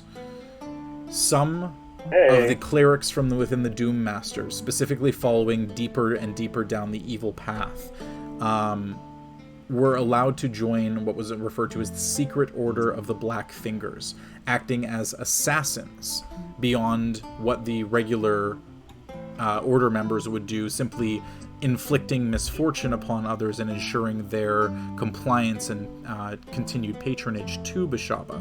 The assassins did so for anyone who openly disobeyed. And that's about it for her. Okay. No reference to her followers being involved in the war for Gargoth or with Gargoth? No references to for her followers there. She wouldn't be the type to do that. If anything, she would have assisted with Gargoth because of their like-minded nature. Mm-hmm. Yeah. They're both pretty cool. Yeah. So, Aluura. I'm just saying I'm fading kind of fast. Yeah, I know. We're going to wrap it up after this. So I think we should end it pretty much now. No, this was the last thing we were going to research and then call it for the night anyway. Oh, yeah, geez. Yeah. So, with that last topic, a couple of the maesters end up coming downstairs, letting you know that the library is closing for the evening. You're welcome to come back the following day if there was anything more that you would like to research. And they start to compile all the books on the table and make sure that all of them are referred back to their different separate places. Zachariah ends up escorting all of you back upstairs, and you see the same maester, Savant Savenius, escorting you out the front door as the Pantheon itself closes for the evening. So you make your way back, eventually back into the inn, pulled up for the night, no cost associated, food provided, drinks provided. Ooh, I like this place. And you're welcome. You all begin to digest exactly what you just learned and what in the hell this is going to mean moving forward. So with that, we're going to go ahead and wrap up tonight's session. So thank you guys so much for sticking with us. We know that was a lot of lore dumping. Big lore. And it's fun because that's only a part of what I have written. I've got even more on things that you guys haven't asked yet. So gotta go to Candlekeep. Yeah. But yeah, Candlekeep specifically for Gargoth seems to be, if there was anything more information that you were interested in learning, you may be able to research it there. But less you know, and you could share with the group if you so choose, the price to pay to enter Candlekeep is a steep one.